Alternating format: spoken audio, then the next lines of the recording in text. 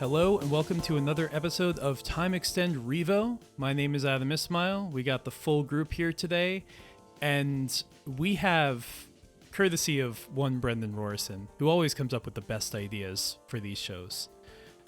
If you enjoyed our Desert Island Memory Stick Duo episode from way back, I think we've got a good one here for you today, and we're going to be basically pitching our own ideas for, the Time Extend racing game, the Time Extend racing game experience. What does that mean? And then at the end, I think we're gonna try and maybe come up with some sort of way of mishmashing them all together into something that hopefully makes sense. I don't know, but the only one who's seen all of our ideas is Brendan. So, yeah. Take it away. What are you feeling right now from everything in front of you? I'm feeling very proud. When this concept came about, and I just want to give a shout out to friend of the show Kyle Patrick, because it was his GT Planet article about the idea of the Franken game, God knows how many years ago now, which has always resonated in my mind as being a good podcast episode. But I'm proud because what I wanted to see from us as the Time Extend group and the type of things we typically talk about, which is stuff most people don't even think about, we've came up with some really, really good stuff here. So basically the way we'll work it, similar to that Desert Island Duo episode for everybody listening, is we're going to go through each of the categories that we've called out, which are the name of the game, first of all, of course, very important, the actual genre in the racing genre, or subgenre I should say, that we're aiming for, what vehicle types are in the game, is it real or fictional car roster, what sort of gameplay have we aimed to implement in the game, what kind of inspiration is the single player mode taking from pre-existing games, what aesthetic has been aimed for, what is the designs of the menus and general kind of UI interface design, what sort of soundtrack are you aiming for, kind of in terms of both, I guess, content and the way that it's implemented in the game. How has the multiplayer been implemented? How does the heads-up display look? And then a crucial point at the end about what gameplay gimmick have you perhaps implemented if it so desires to be there. So the rules of the game were simple. We had to use pre-existing games that exist as the basis for the options we were choosing. But then, of course, we will talk about why we've chosen those games. Because, like you say, Adam, I've seen the whole list. There's some interesting choices in there.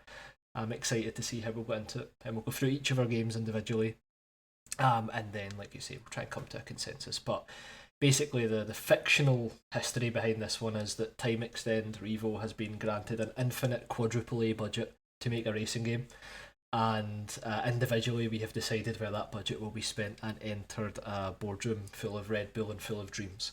So yeah, we're ready to get started. Does anybody else want to say anything before we get cracking? I can make this for under $1 million. Hire me.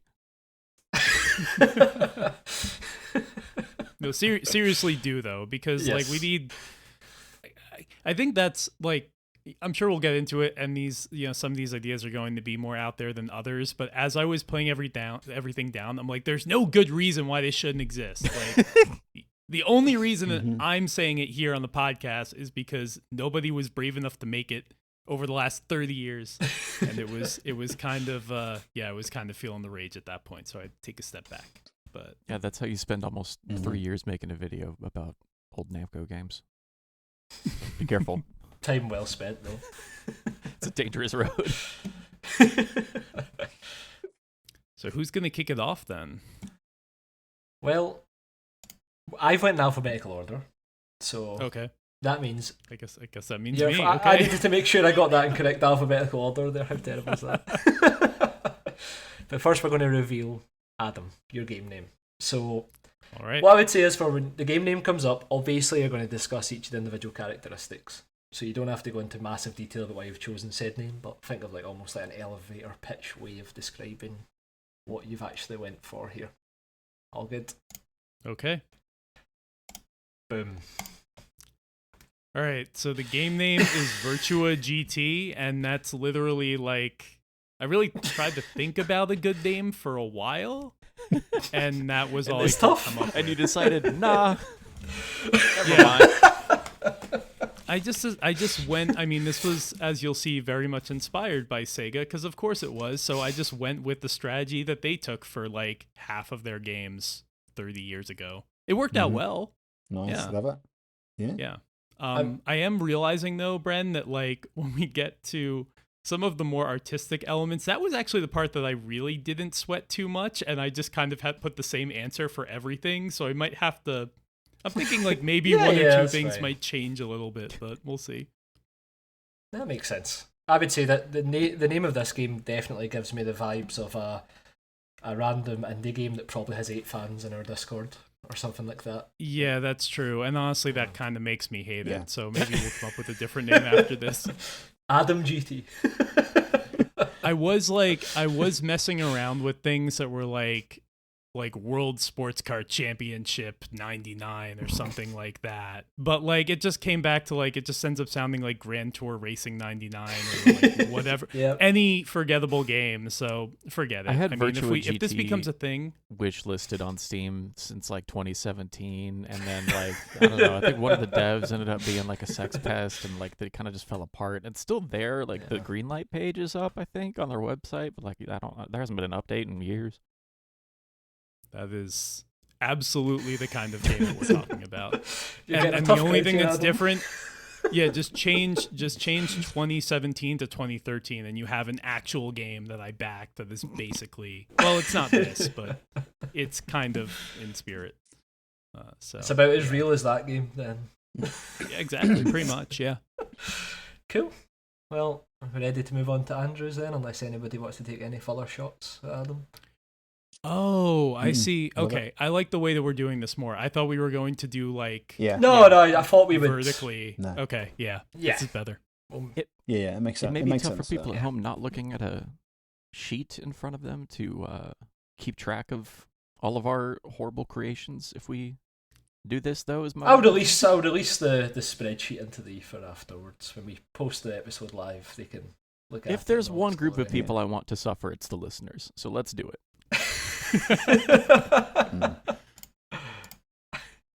Boom, Andrew. Dream Attack. The name of the game is Dream Attack. The thing that I spent the least amount of time on. It's the New Order song. I was like, well, Andre said it was this or Fine Time for his show, and he didn't take Dream Attack, so I'm taking Dream Attack. I was going to say you stole Andre's alternate podcast name. 100%. Up front with that. I want to lead with that factoid. I have stolen this from my friend. Names are hard, though. Yeah. I didn't realise that until I was trying to think of it, and I've always made fun of games called like Drive Club and stuff, and then like I felt like a real idiot when I was like, what do you even call a game?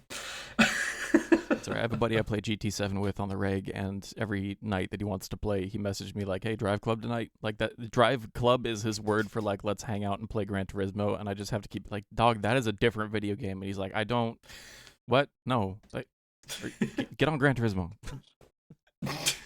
I will never forget when they showed that game off for the first time, whatever E3 or that was Sony the event horniest it man was. in history. It was a PS4 announcement event. Okay, yeah. When they showed it off, I mean, off the bat, I was like, "This." Man was making I'm sure I'm gonna love whatever this is.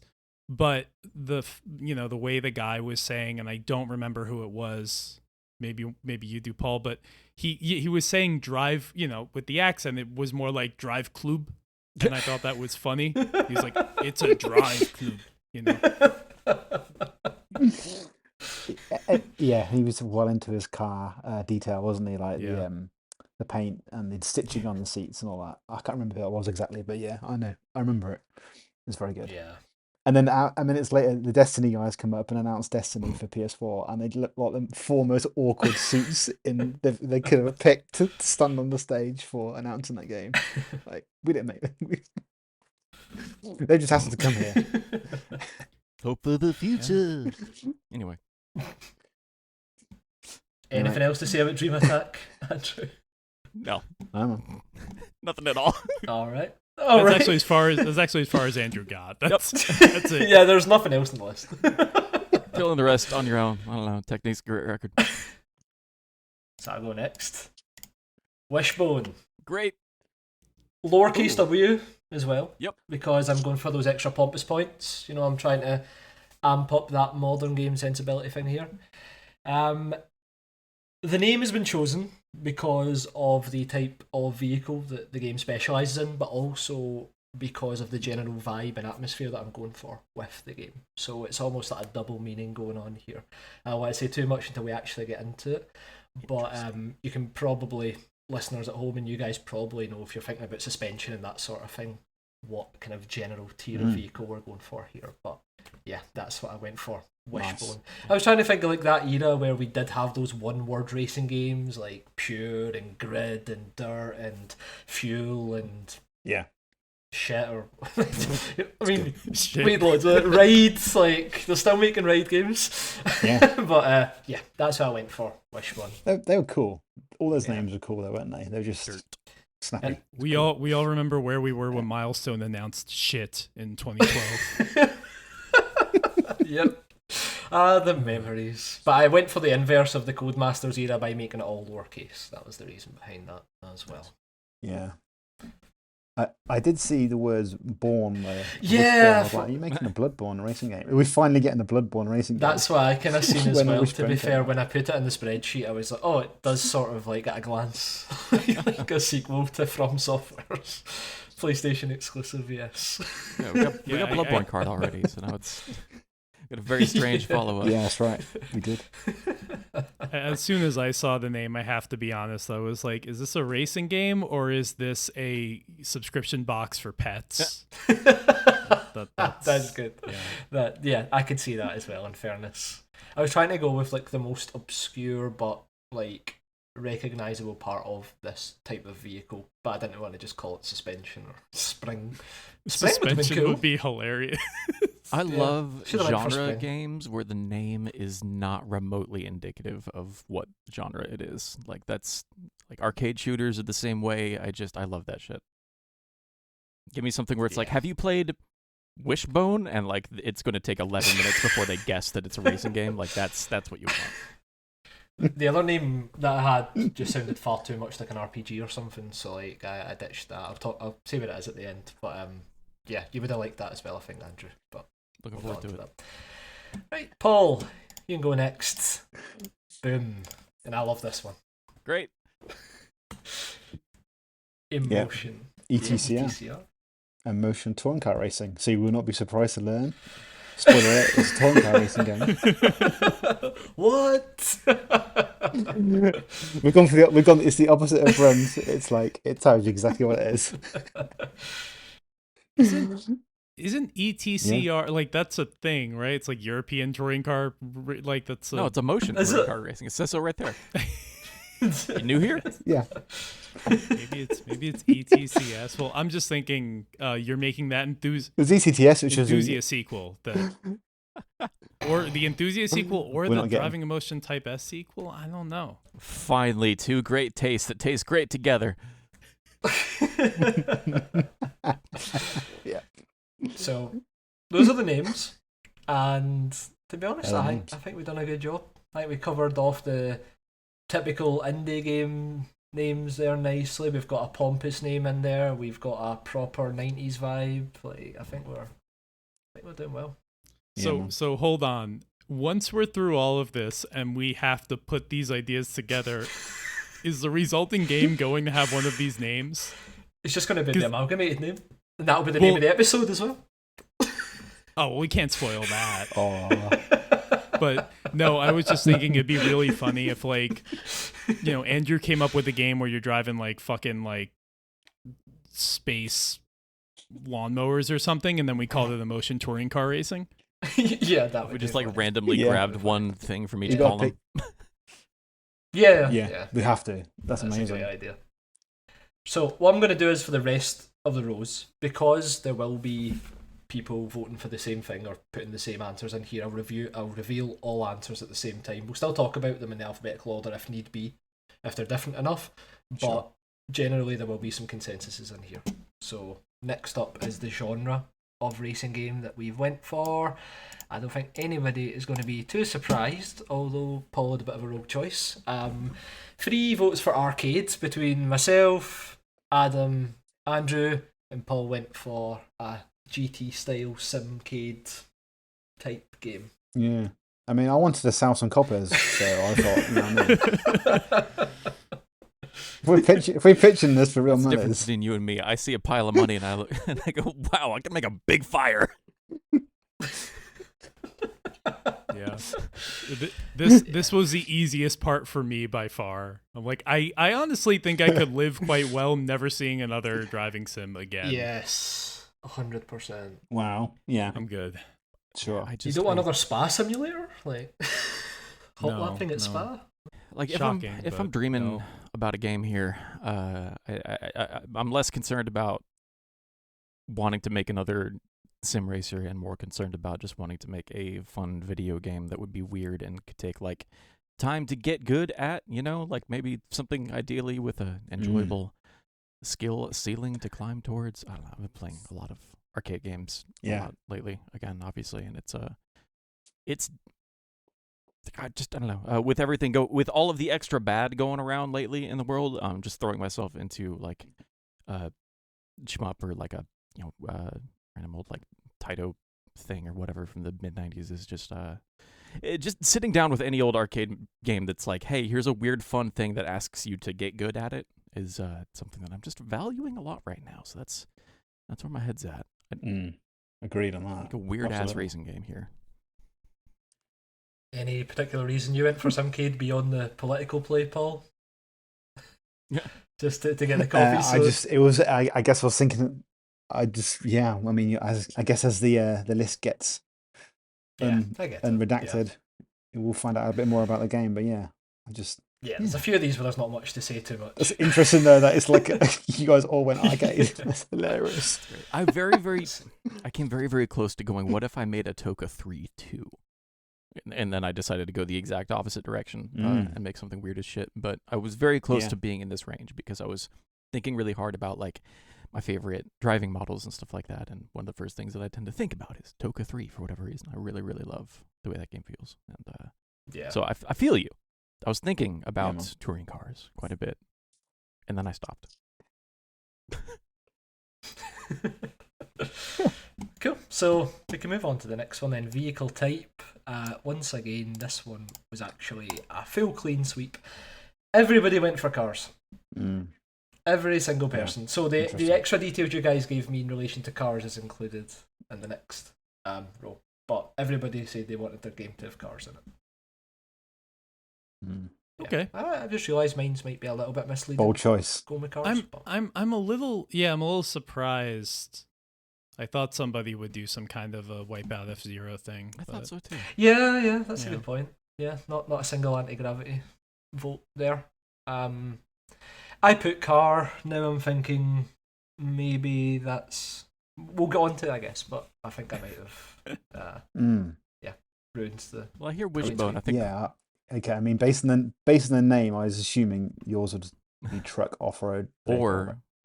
like a Paris Dakar or it's a vehicle, Wishbone, like a big Y-shaped pod racer, and it's an anti-grav. So that's what I was thinking. Oh, really? Yeah.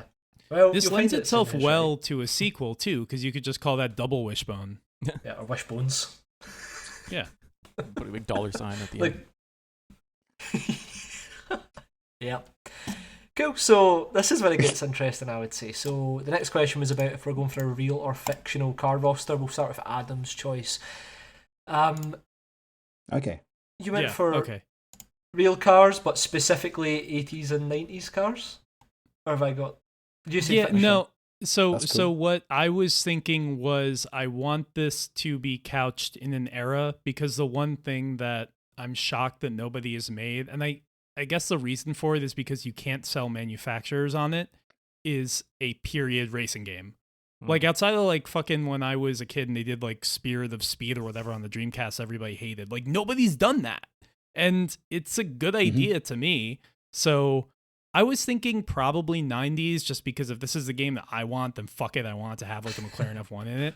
But it might be like maybe more like throughout the decade, so like maybe like early to mid 90s to start, and then you end somewhere around like 2000, maybe 2001. But I have ideas for that too. it's got, look, I mean, it has to have the 4 cars from Scud Race. That's required. So, yeah. I think that's a strong choice, to be fair. When I seen that you'd chosen those, I could definitely imagine vibing with a game like that. You could just have so many kind of obvious picks in there. Obviously, things like Scud would be great, but you've also got those kind of supercar manufacturers from that era, maybe, that don't get as much representation that you could tap into as well. So, yeah, a very Adam choice as well, I would say. Yeah, and it won't just be like the usual suspects either. Like, because this isn't real, we're gonna get the fucking Venturi Atlantique license. Exactly. Like, we're gonna do it. Yes. No one can stop us. 100%. We've got that quadruple A budget, so it's on lock. Cool. Andrew, you went for fictional. Would you like to discuss more about what sort of fictional cars, I guess, you would be looking to include? What we talking here? Yeah, I just really love. Part of this is because one of the freelance projects I'm working on right now is building a fictional brand for like a evil tech company in a sci-fi universe, and that's been a lot of fun. And I really love the way that Ridge Racer has all of their various Namco themed racing teams, but they also have their own in fiction manufacturers. Your Blizzard, Asludo, all that stuff. And I've been trying to argue for years that I want them to do the same thing with Ace Combat. A, to more closely tie those series together, and B, to stop giving money to fucking Lockheed.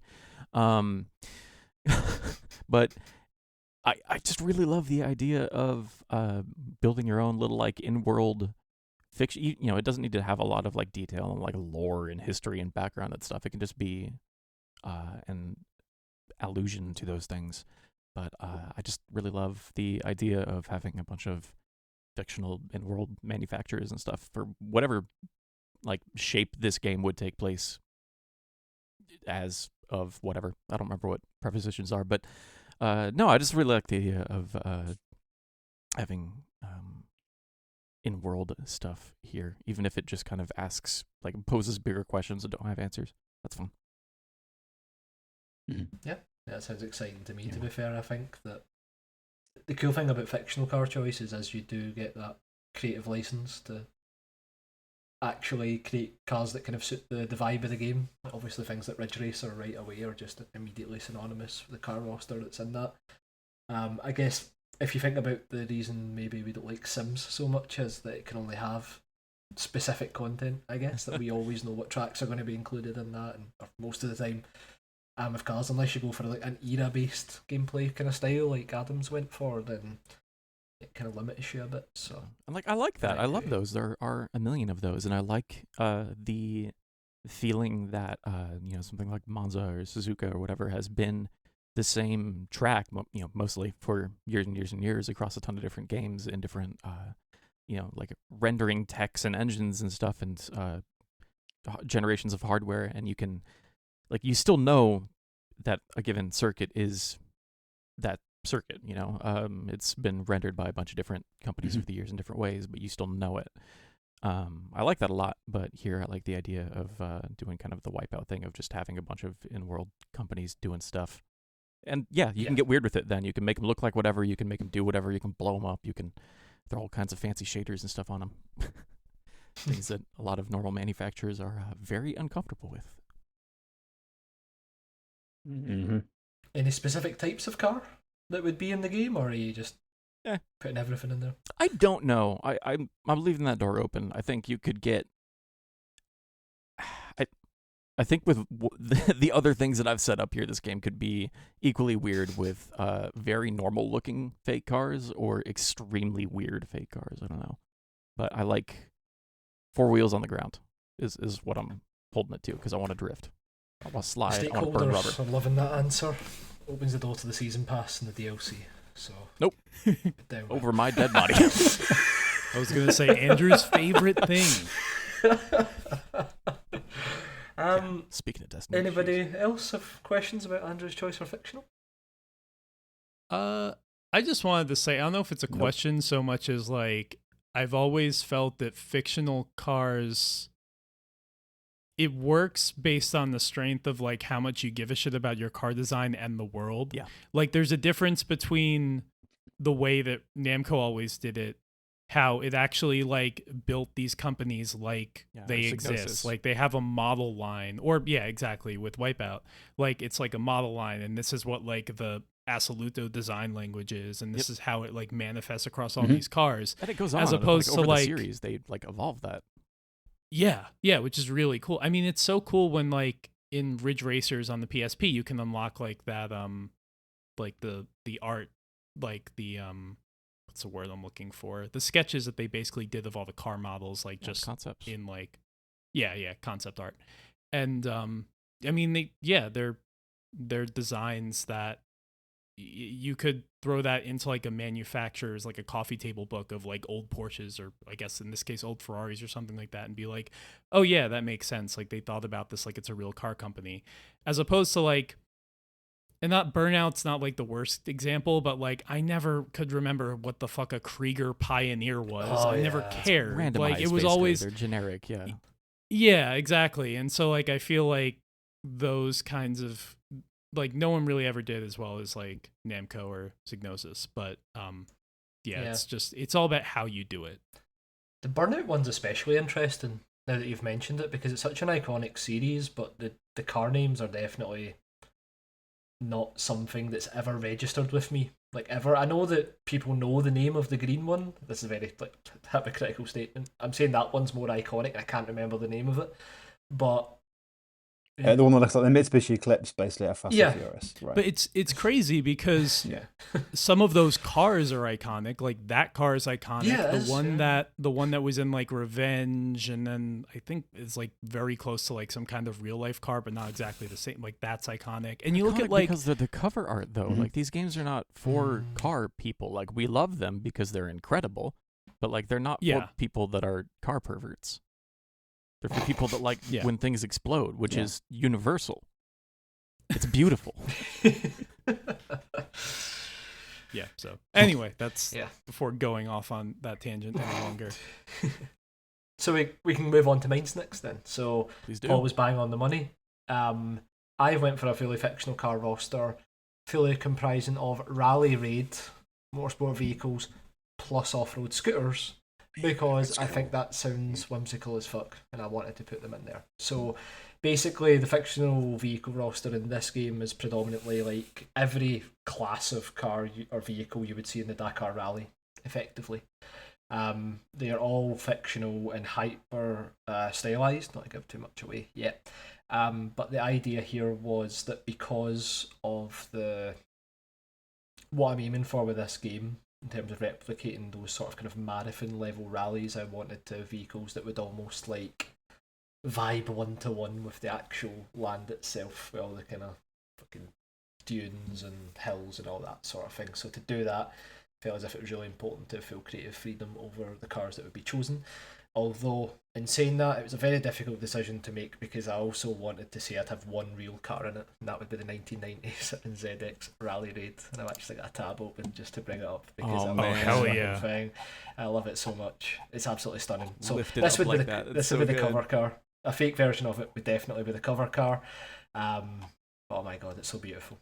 That's cool. Yeah, that'd be the one real car if it was in it. I don't know that I've ever seen that before. That's beautiful. It's stunning. Yeah, no, I haven't. That's amazing. Yeah, Citroen have a lot of cars from that era that did the rally raid, and like they're all equally incredible for different ways.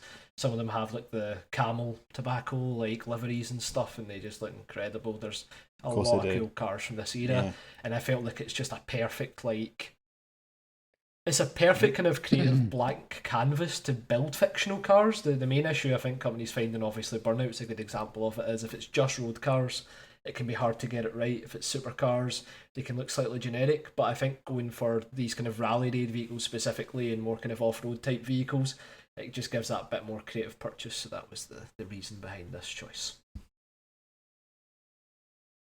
Cool, I'm on board.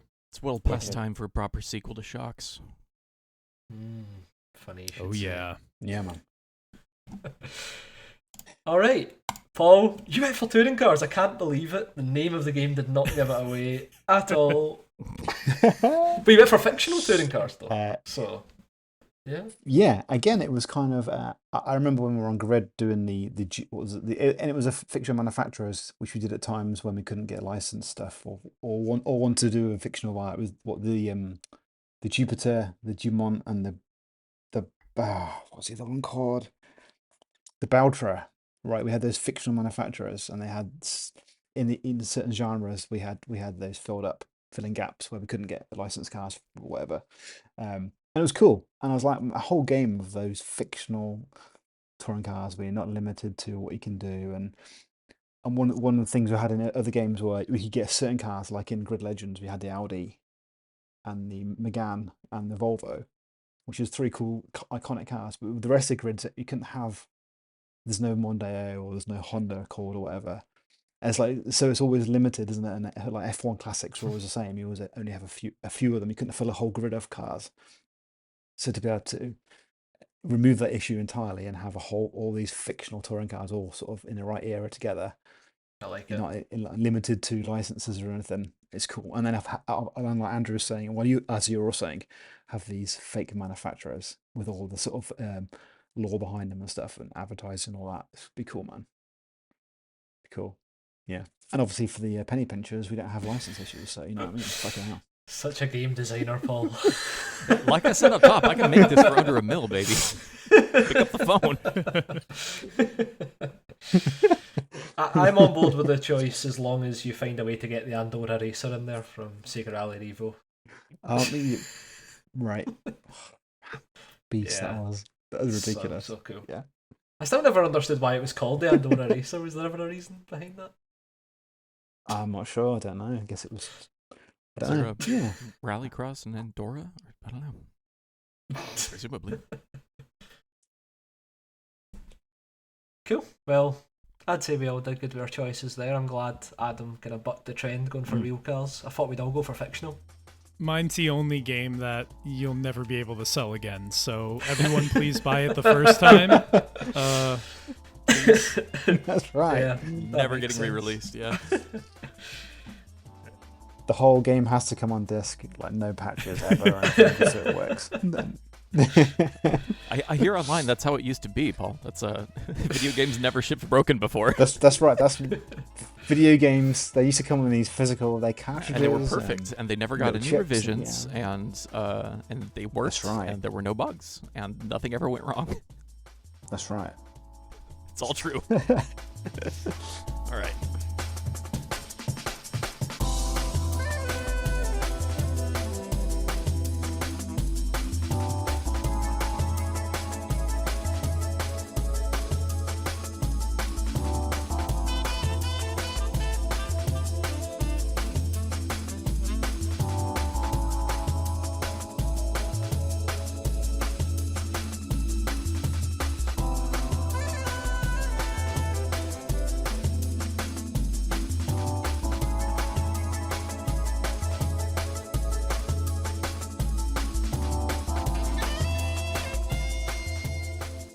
I think we're getting onto the categories now where the actual discussions will start and get a bit interesting. It's been fun so far, but I think this is where we'll see where people have put their thought process. So I'm going to go back to revealing these one at a time actually. Yeah. For this one. So this is the gameplay. So this is ultimately about the main gameplay loop and the style of actual gameplay. Okay. Yeah, I saw this coming. Yeah. One word. Adam, floor is yours, mate. Go for it. Yeah, I just wrote Daytona. This is Scud Race again. Basically, it's as we go Shocker. further, it's gonna be different and more than just an arcade racing game from 1996. But yeah, it's gonna handle like Daytona. It's gonna drive like Daytona. There's gear drifting. It's gonna handle like that, and that's it. The one thing I didn't say with the cars is they're all race cars. So they're all race cars from the 90s and very, very early 2000s. So yeah, it's Scud Race all the way. I love the idea of specifying for a racing game, like, hey, these cars, these are race cars. Get it through your skull. They race. Real race. I'm not gonna say it again. These are race Look, cars. they're not scooters. They're not scooters. These are not baby cars. Stop saying they're baby cars. They're race cars. I just love, like, just as an aside, I love the idea that there is one licensed car in Bren's game and it's a Citroen. Like, the Stellantis media licensing team would be so fucking thrilled. They're like, oh my God. We're like, we have the entire spotlight in this game. And it's on the cover as well. They were like, do you want any more Citroens? No. Yeah, just one. I only need one, just mate. that one no one's ever heard of.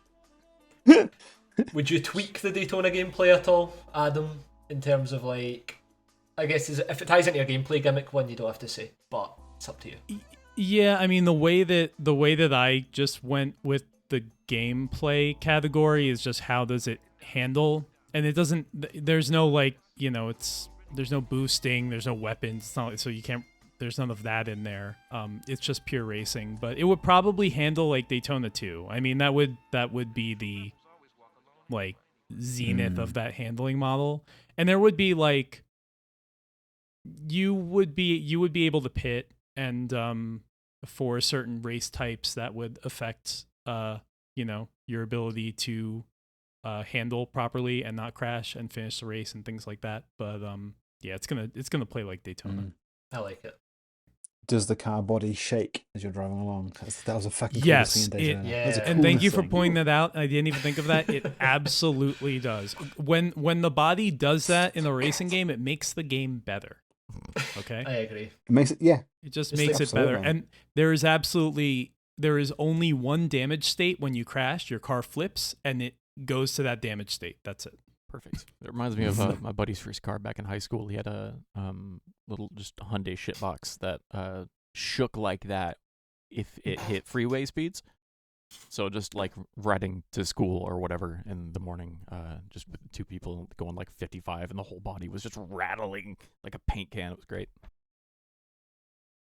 Yeah, I follow an Impreza into work occasionally, and you see him doing that. Really, if it was really stiff on the motorway, you see it sort of shaking around. It's like, fucking hell, man, that must be horrible inside, but also cool. That car was a piece of plastic, dude. At night, sometimes the rest of us would just like pick it up and move it a couple houses down or whatever, just like, mess with them in the morning. It was good times. My first car was the Suzuki Swift before it got the facelift, the very last gen of that old Suzuki Swift, the box one that didn't have power steering and stuff. Oh, nice. It was the exact same on the motorway. It was an incredible drive. It was just like a go-kart, really. Like, but when the wind picked up, Jesus, take the wheel. Get me home, please. Cool. Well, good choice. I like it, Adam. I knew you were going to go for Daytona because it's like literally right behind you. But Yeah, It's Adam. it Come on. is. He has a brand to maintain. Andrew, no, I think Adam is going to disown you for this one. Okay. Interesting. Face Adam. Take the stage.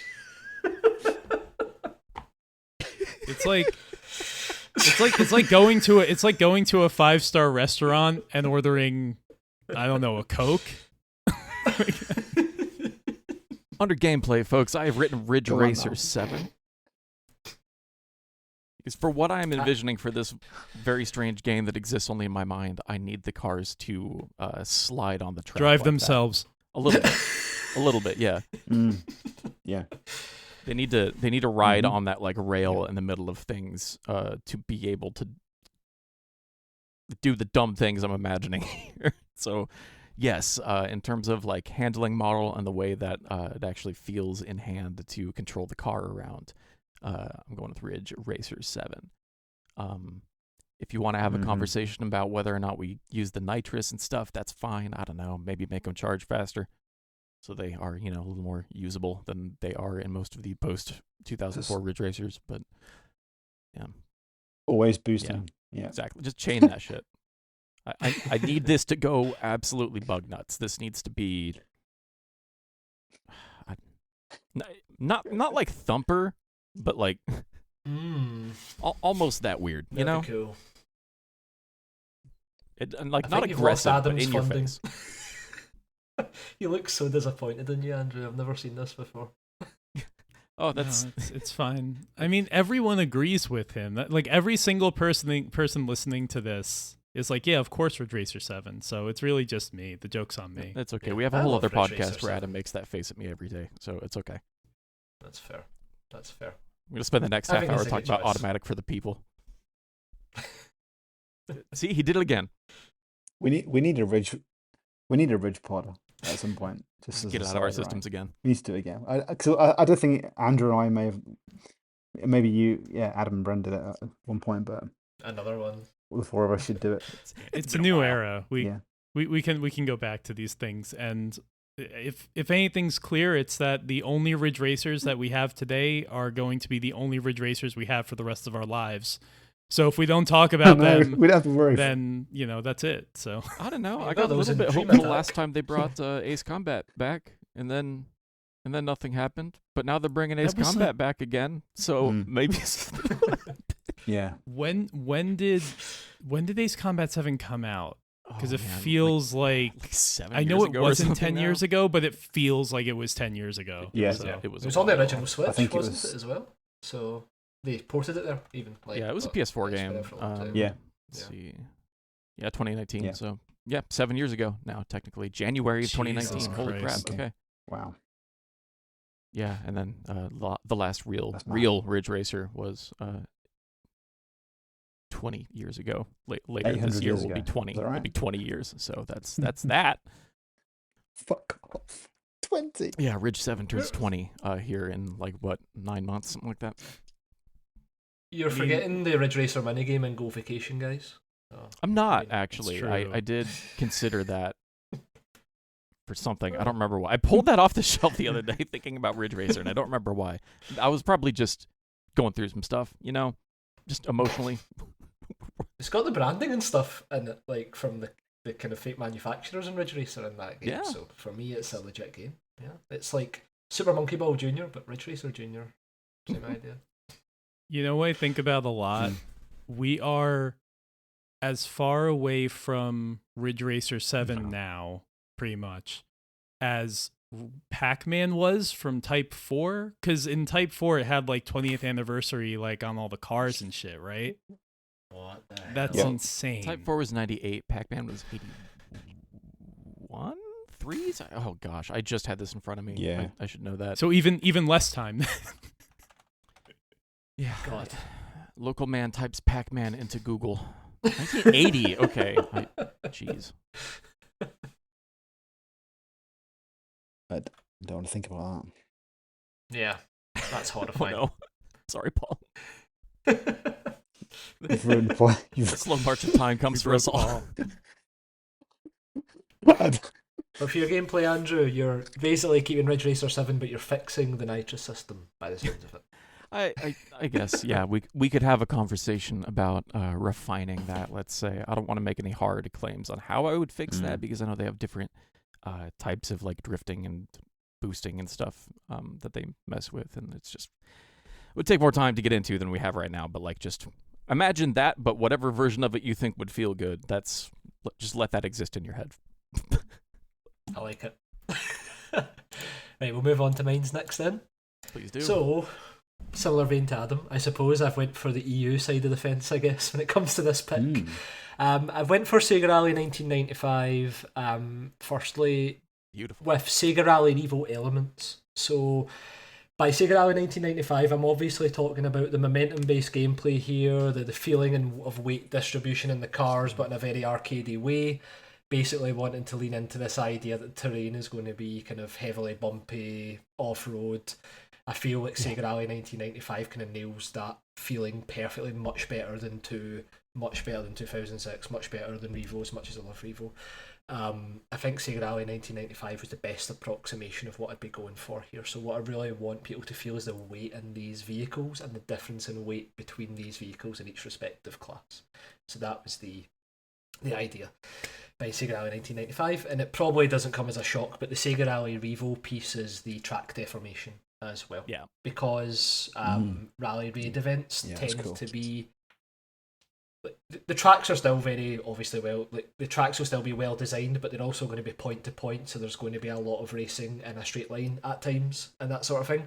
So the idea here is that with the track deformation type stuff, because it's an arcade game. If you go inside the tracks that have already been laid by the car in front, it's almost like a double boost slipstream type effect. So that's the kind of the gist for that one, which was also an onrush actually. So I was kind of half tempted to throw that in there just for the honourable mention. Oh, that's right. Oh my gosh, I totally forgot. So that's the idea behind the gameplay there. Fairly self-explanatory. That's cool. Any questions about it? You're gonna do the thing with snow on top of ice that completely flips that around, right? Yes. Yeah. Yes. 100%. I think once we get to the aesthetic piece, which I think a lot of us will talk about a good bit, that's where the coolness of this gameplay loop will really come into factor, I think, here. So yeah, the idea is to have as many different terrain types as possible and layered like a lovely trifle of motorsport joy. I love the way that 06 and Revo feel, but 95 is immaculate. Like, the handling model in that game is just the most galaxy-brained shit in the world. Part of that just comes from the amount of respect that I gained for it after watching Pandemonium's 5-hour video on the Saturn game, but just everything about that game is so deeply and carefully considered. Every little minute detail is tweaked with such care and precision. And you can feel it. It's great. Yeah, for sure. The physics are that good in that game that I almost feel like the most memorable corners in each of the tracks almost have their own character or personality as such, because you know the exact way the car feels when it goes through those corners, whether it be the last hairpin at desert or in mountain. When literally the first one I was thinking of was the last hairpin at desert, and I was like, you son of a bitch. Yeah, you can actually feel it in your brain, and that's without. I don't even take that corner right in my mind. I always believed I could take 8th place if I took it right, but yeah, it's always stuck in 9th. I don't even know if it's feasible to get 8th. I've never looked at a tool-assisted speedrun or something to see if you can do that, but yeah. That's why I went for Sega Rally 1995. It's the perfect feeling arcade off-road driving game for me, and I think with the Sega Rally Evo elements on top of that, can you just imagine the wheels locking and unlocking against the fucking tread tracks and the way that would make the car wobble and stuff. Come on, that's the sweet stuff right there.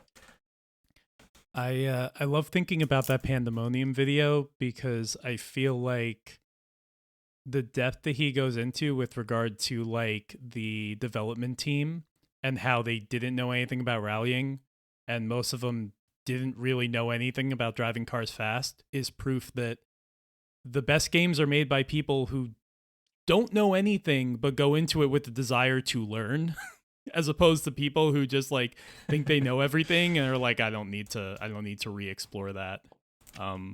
It's just Sega Rally 95 is the way the cars handle is a perfect example of that. 100%. Yeah, they were studying the science of rally from first principles by trying to recreate it from the ground up in a weird way. Perfection. That's programming art, you know? That's what we're talking about. Yes. Right, so Paul, Perfect. Simcade with drifting and shit. Yeah, I mean, verbatim. Simcade with drifting and shit. How is your shit different than milestone shit? I think my description was slightly. Did you modify what I read? I'm going to check. I'm sure that's exactly what you said to me. You said, I don't know. I feel bad for myself for writing the word Simcade. I hate that word. You didn't write Simcade, right? Okay, I'll hold my hands up. I use that. But you said fictional touring car racing on fictional circuits, carefully balanced handling and simulation level, allowing for authentic feeling but approachable driving model, but cars can slide and shit. That's right. Right, so we got when cars Paul can first slide said yeah, exactly. When Paul first said you misrepresented what I wrote, I thought that was the end shit part, not the Simcade part. No. I'm so sorry I offended you, Paul. I'll include your 90 words next time. I was trying to summarise here. We haven't got a spreadsheet long enough to put that in. Yeah. But yeah. Touring car racing, but they can have drift. And do it. Just, yeah. I guess in my head I keep going back to... It's not a great game. We all know, but Sega. I fucking love Sega Touring Cars.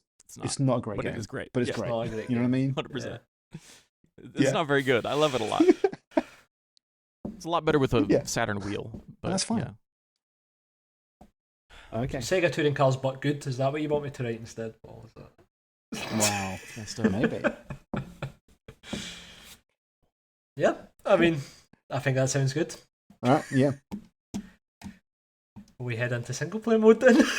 I guess so. All Let's right, do it. Adam. Virtua GT single player mode. What are we doing? All right. Cracks my knuckles. Yeah, that's Mate, I know. Are you Mate, I know. fucking- Don't say anything yet, Paul. Don't say anything yet. Oh boy. Oh man. I've seen Paul's reaction. flawless victory. In I'm fact, hold 100% on. behind Actually, this. this is going to make more sense to just talk through to use two combined because this is hilarious. Okay. I could not believe it when I got this list. Honestly, I was like, "What? Andrew hasn't done the weirdest fucking thing possible." Like, Yeah, I made the normie decision this time. I can't Explain believe you guys to the both people. did this. explain to the people what you've chosen. Tell the people This what you've is done. so great. One, because it means that the single player mode's Virtua Tennis. I mean, unless like you both guys said also Virtua matched on something else. Unless you guys also matched on something else, which it sounds like you didn't. Oh, please. I mean, can you imagine if they also put Virtua Tennis? Well, then it would be, but yeah, it's wow. Well, Please I'm glad explain. I'm not the only person who wanted to bring the joy of Virtua Tennis' single player experience. No, I went to Top racing Spin too. games. Oh, whatever. No, please. I'm a VT3 guy. That's fucking Don't get it twisted. incredible. But why? Like, gonna Alright, be Talk explained. about it. Explain yourselves. Okay, so I wrote. I'm holding up the camera. Of course, you can't see this listening, but I wrote like a design doc basically for how the single player in this game works, and it's stupid because I'm a nerd. But all right, so it is my personal belief that we're talking about racing games. Any racing game with a single player where you move around a globe is best. It's just better. It's better than anything else. I want to go between events by traveling around the globe. And Virtua Tennis does that. Yep. Much like in Virtua Tennis, your goal is to be the number one ranked racing team. And the way that you get there is by doing events, and it works the same way in Virtua Tennis insofar as like you have events on the map. In between those, you have, I don't know what the name would be, but you have like garages or service parks, places where you can buy cars. You can hire teammates, and you can buy like cosmetic upgrades. You can also buy stat upgrades, but they're really expensive and you're not supposed to, because the main way you're supposed to make your car better is by doing mini games. Oh, love it. And That's that's where this really becomes like Virtua Tennis. And also the mini games we're talking about, they're as batshit stupid as Virtua. Like, I haven't thought of particular ones, but like think of like the different segments of Heart Attack mode and Outrun 2. You're going to be like chasing UFOs and shit like that, like to make your car's handling better, things like that. Yeah. Yeah. I just want to jump in here and say, up to this point, completely mirroring exactly what you're saying. The minigame side, I was thinking the fucking monkey That's what I was ball and thinking, Crazy Taxi, ridiculous shit in the car. Yeah. Ball too. Yeah. Carry Yeah, on. I'll Carry try and on, go man. through this a little Fucking faster hell. so then Paul could do his version and we could compare. No, but it's The one mini game idea that's a little bit more grounded that I thought would be really cool is, what if to make your teammate better, it was basically like a condensed B-spec mode. So there would be some sort of Okay, like alternate that's cool. management mode, which you would really only be Yeah. doing to make them a better driver. The movement, like in, I don't think all of them were like this, but because I recently got back into Virtua Tennis 4 on my Vita, it had like the ticket system where, you know, you had basically different tickets with different amounts of spaces you could move. And so like if you want to be able to hit a certain event, or you want to be able to hit a service park or something like that, you need to make sure you had a ticket that could actually land you on that spot. Let me see what else is in here. There's an element in that game too where it's like you have to take time to rest, because if you do event after event after event, Paul's laughing again, then you then you like wear yourself out. And in this case, that results in like maybe like mechanical failures, but before the race, it's not going to happen during the race, or like stat hits to your car, things like that. Seasons move through like continents, so like you'll have like one in the Americas, one in Europe, one in Asia, and after that you get to do a global season, which is longer, and at the end of every season is Le Mans. Le Mans is the only real track in this game. Oh, Okay. yes. Okay. And yes. you don't finish the game until you have won Le Mans 3 different times in 3 different car classes. So there's like GT2, That's GT1, grid. and there's Being first grid. prototypes. And so basically, like, you can't finish That's the cool, game man. before like the 5th season or something like that. Probably that's basically one, but you can take more if you need to. I'm That's sorry, wicked. this is so Love in it. depth. This is No, No, this I is love this. incredible. I'm Uh, loving it. However, no endurance races because I want this game to be fun. So all of the races are basically like time lapse. They're time lapse endurance races. So they're 10 minutes long, or they're at most they're like 15, but they're usually not that long. They're usually a couple of laps, and every lap, you know, it's like putting the time speed on in grid or something like that, making the sun come up and down a lot quicker. This. The grid thing we'll come back to later because then I'll be spoiling too much of this. Oh yeah, and as far as the cars are concerned, because it happens over multiple seasons and because this is kind of like an era-based game, the cars you start out with are going to be earlier in the time frame, so like early mid-90s, and then by the end of the game you're going to have later era cars start to appear. And all of the cars are like Cool. They're going to have like liveries like the cars from Scud Race. They're going to be like real cars because I make the rules. They're going to be real cars with cool liveries. And you're going to buy them like they're classifieds in like Gran Turismo 4. And some of them are going to be a little fucked up because like, you know, they're good deals and they have high miles. And it's going to go like that. So I think that just about covers everything for now. I love it. I'm sorry. That's I'm cool, so man. sold on it. No, that's It's great. honestly fantastic. Is eBay Motors going to formally be in the game? Like, or Yeah, Great. maybe. I mean, if they eBay Motors if they was want to cool. help fund this, then sure. We'll have our people talk to their people. Man, oh, it's so good. yeah, That sounds amazing. that's cool. Was yours the same, Paul? It's very similar. You went into way more detail than I was thinking about, which is cool. But I love the globe aspect, the globe trotting, and the way it was presented in virtual tennis. So good, jumping around, going across, and like you were saying, we could miss events by getting injured, and so it'd be things like your vehicle's getting damaged and something. And that one thing I thought of, right, I used to know someone that worked for Sega QA, and they're working on Virtua Tennis 3, and in that game at one point, your house could get broken into and all your sports gear would be stolen, which meant you missed the next tournament. Right, and it never made it into the game. It was cut for whatever reason. Like, that's insane that they were thinking about that. So that sort of shit, obviously, your car gets stolen, so you can't race. I mean, how ridiculous is I mean, that? look, there's race teams that have had their like trailers jacked and shit. Yeah. So like we could Yeah. we could Right. We can do it. we could do We can it. cover all that. But yeah, but all the minigame stuff, like you're saying. I'm sure your trainers used to be able to get stolen in Virtua Tennis 3, so I wonder if it stayed in some capacity. I remember for like the smaller tournaments, Oh, you right. could your Okay. trainers get stolen. You Okay, had that's to cool. use like, other ones, and it decreased your stats by like 10% or something. While you were spending the night But, in Prague before a tournament, they gassed your room and stole all of your valuables, something like that. Oh my god. Amazing.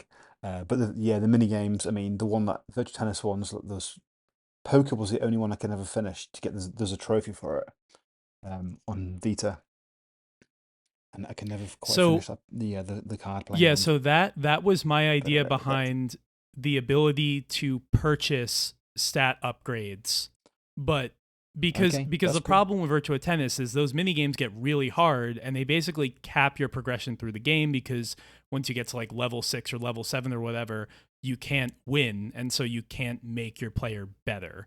So the way I see it, like you're not supposed to buy them every time, and you can only buy them sparingly, right? Because it's only when you're at like a service park or whatever. But when you have that opportunity, if you get to a point in the game where you're not able to win them, you can buy them as a fallback. Wicked. Wicked. Man, that's so funny that we both put I virtual couldn't tennis. believe That's it. incredible. I could not believe it when I seen it. Like, I wish we found a way to do this that meant I didn't know as well, because it's absolutely stunning that you guys managed to choose Virtua Tennis together. Like, wow. I was Great. wondering. I was thinking maybe someone else has done it. It makes sense that it's Paul though, because I know Paul. I mean, we all love Virtua Tennis, but I know Paul So good. also really loves Virtua Tennis. So Yeah, man. That's another one. Needs to come back one day, right? Got to. Yeah. Fingers crossed. Hey, maybe it will come in Yakuza, right? Maybe the arcade game will come in like Power Smash. Bring back Smash Court. Was it called Power Smash? The arcade, the Japanese one. Yeah. The Smash player God. licensing's an absolute ball Whatever ache, it's called, yeah. I think, for tennis, because there isn't Yeah. there isn't Of an course, association yeah. of players. Yeah, they're all They're licensed. individually aren't licensed players as well, so there isn't just a body that hands out the licenses. jeez, yeah. they? Right.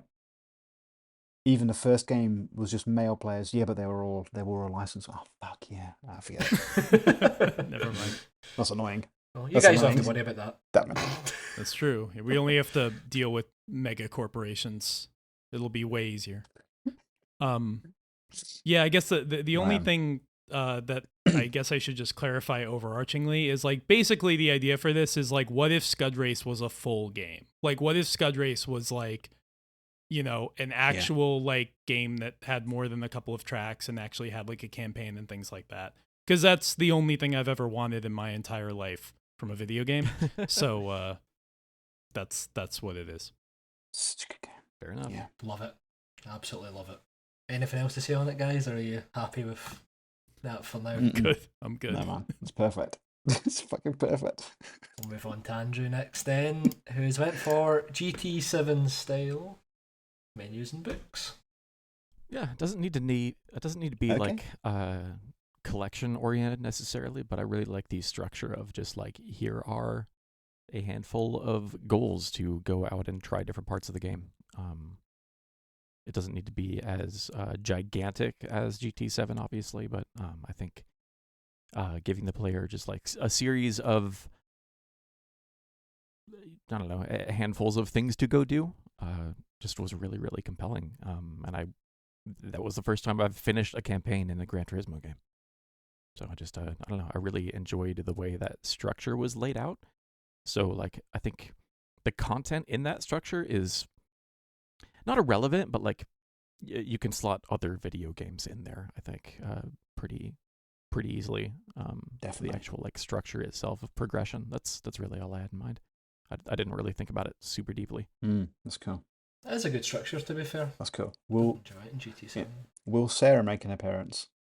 Sarah, she was good with her hat on. The little avatar that appeared, and the mechanic guy. What's his name? In GT7.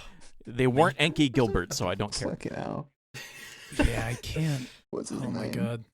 What's his name? It was definitely Sarah, Yeah, the yeah. lady, but I can't remember the dude's name. There Was. There were were a so million of them, many. dude. I don't know. Yeah. All real Polyphony employees, which is hilarious. That's great. I'm pretty sure. Yeah. I mean, I don't think those are Yeah. their names, but they're real people. photos, yeah. Pictures of people. It's great. It's just so funny. You can type into Google like Gran Turismo 7 characters, and there's a wiki page. Like, Yeah. Oh, come on.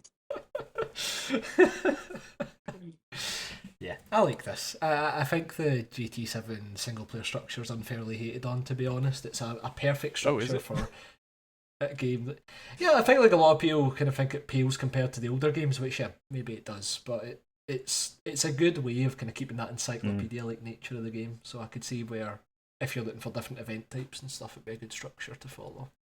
Yeah, I feel bad as someone who didn't grow up in a predominantly PlayStation household or anything like that, and as someone who's not super keyed into people that are following GT7 the way that people follow like live service games or whatever.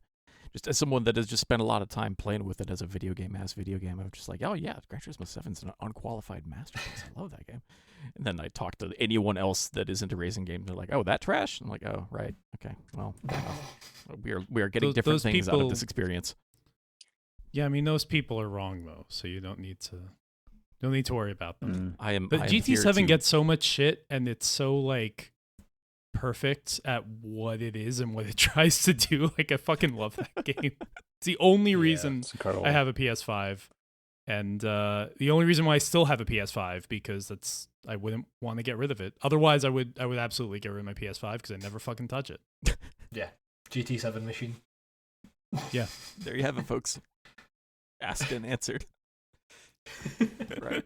How do you play Wishbone? How do you play Wow. Wishbone? How do you play Wishbone? oh of course. You're going to want to hear, though. You're going to want to hear why I've went for this, right? So, Yes, I am.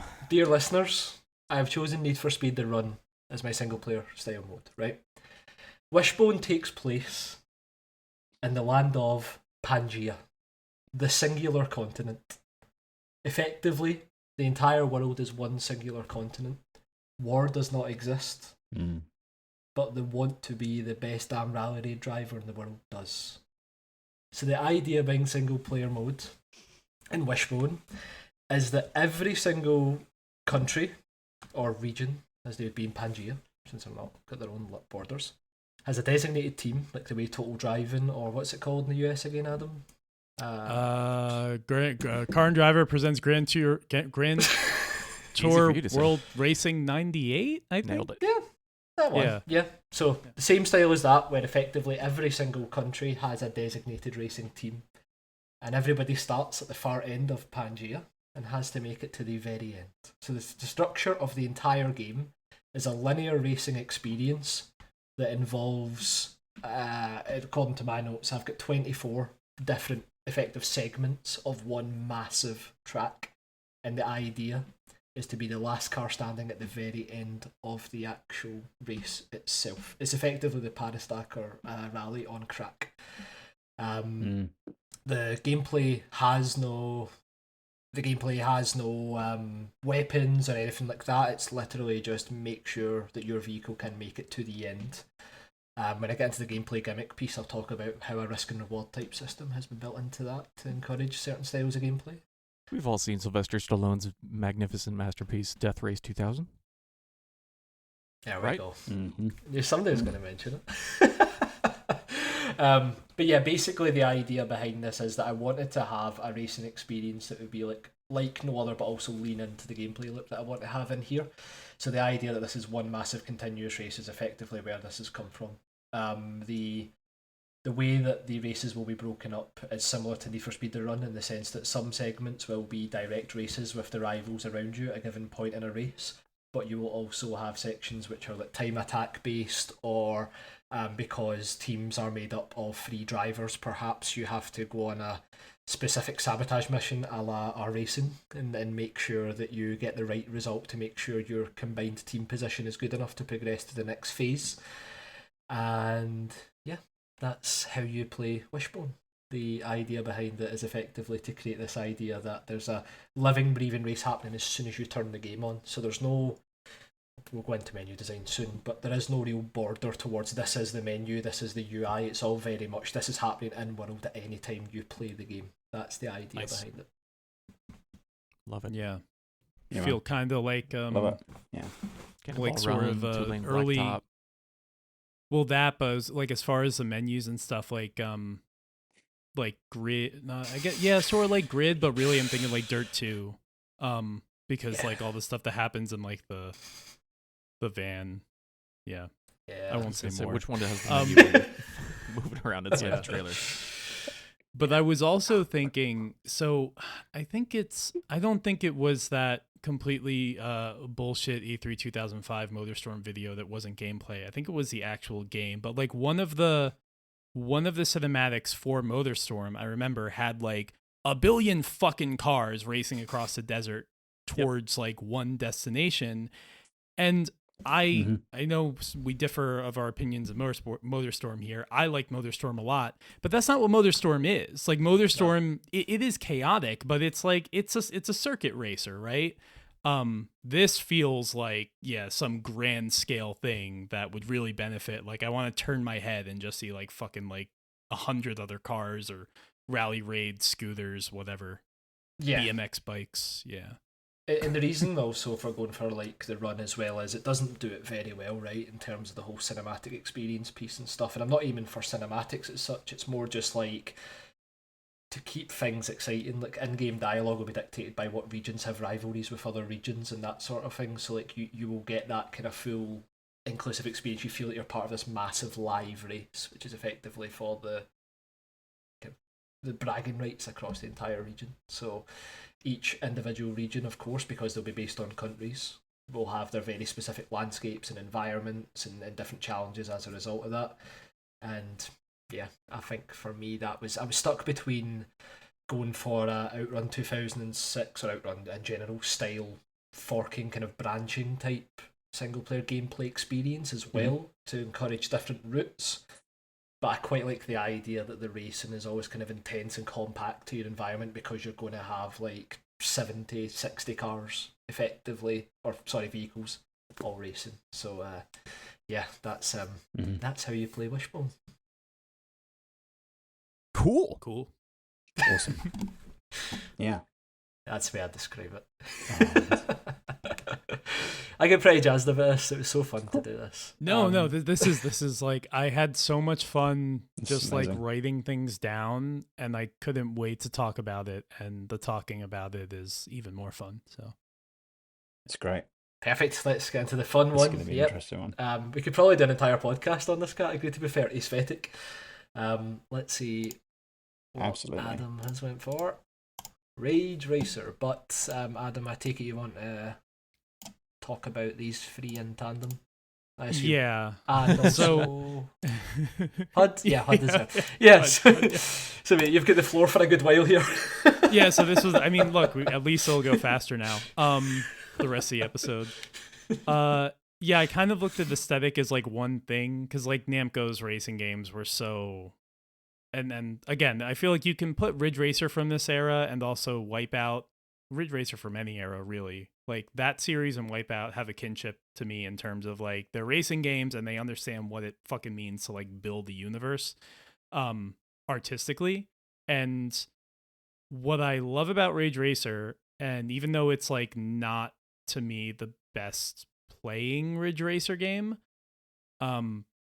it's a version of like a 90s aesthetic that everyone fucking forgot apparently. Like anytime anyone does like a 90s racing game, it's like, oh, it's bright skies and palm trees and I'm like, no, I want gritty shit. I want textures that like are like crusty, you know? I want like the fucking like the textures and the buildings from like House of the Dead. Like that's the kind of stuff I want.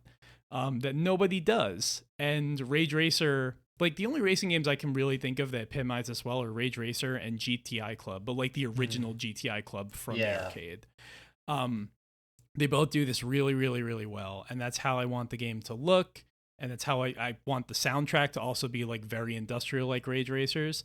The HUD, I was thinking more about the HUD, like I guess like there's a way that you could probably do something that's a little bit like Designers Republic-y, like Wipeout, but I don't know which Wipeout that would be. So maybe that would be more of a Wipeout thing.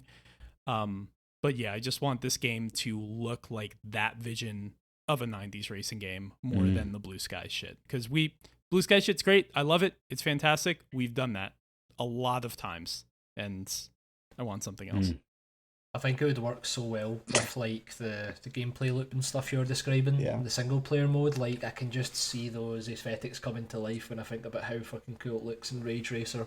When you're seeing like the car attributes and the stats and stuff with the little charts and all that sort of thing, that you could really go to town with this sort of aesthetic. Yeah, and that's the other thing is like I mean that game really only has like kind of, it's got like one menu that you move through very quickly, but like it's a fucking gorgeous menu.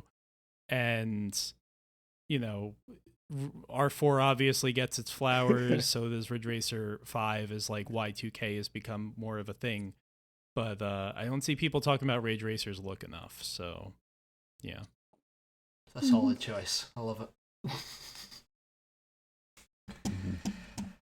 Any reason you went for the HUD for Rage Racer as well then? Like, well, that's the thing is like I just kind of lumped it in with everything else. I think I kind of forgot or missed the HUD part. So like yeah, it would probably be something that's got a little bit more going on because I like the way that Rage Racer's HUD looks, but it's also very like it's like you got the time here and the position here, and games tend to be more complicated now. So I don't know. It'll probably be quite different, but I like it. Yeah. Yeah, man. That's cool. Move on to Andrew's pick. Okay. I didn't even know what this was. Ascension of the Metatron. Yeah, I gotta look this up. It's not a racing game. Okay. I know it. I've heard the name, but I don't know what it is. I had no idea what this was. It is maybe the most video games can look like this game ever made. That wasn't like released exclusively on itch or something. So why? I'll just wait for you guys to soak that up. Yeah.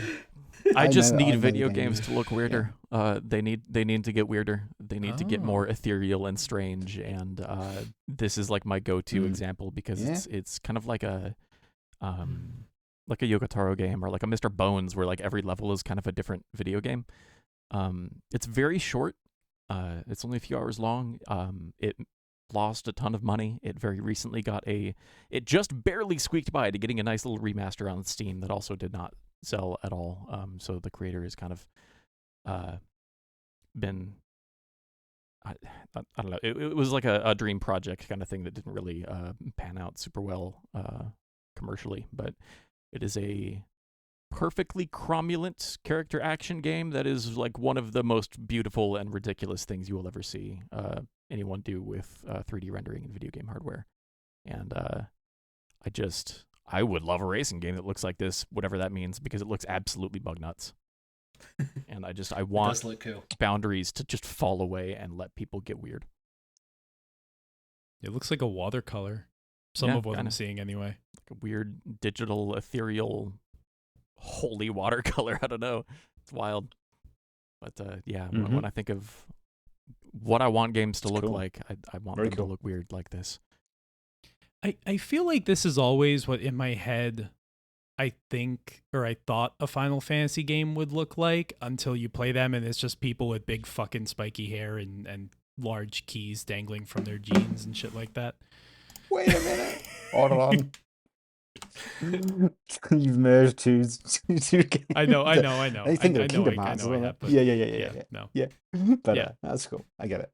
In some cases, it looks like the Skate Story that just recently came out. I was thinking about that as well. Vibes.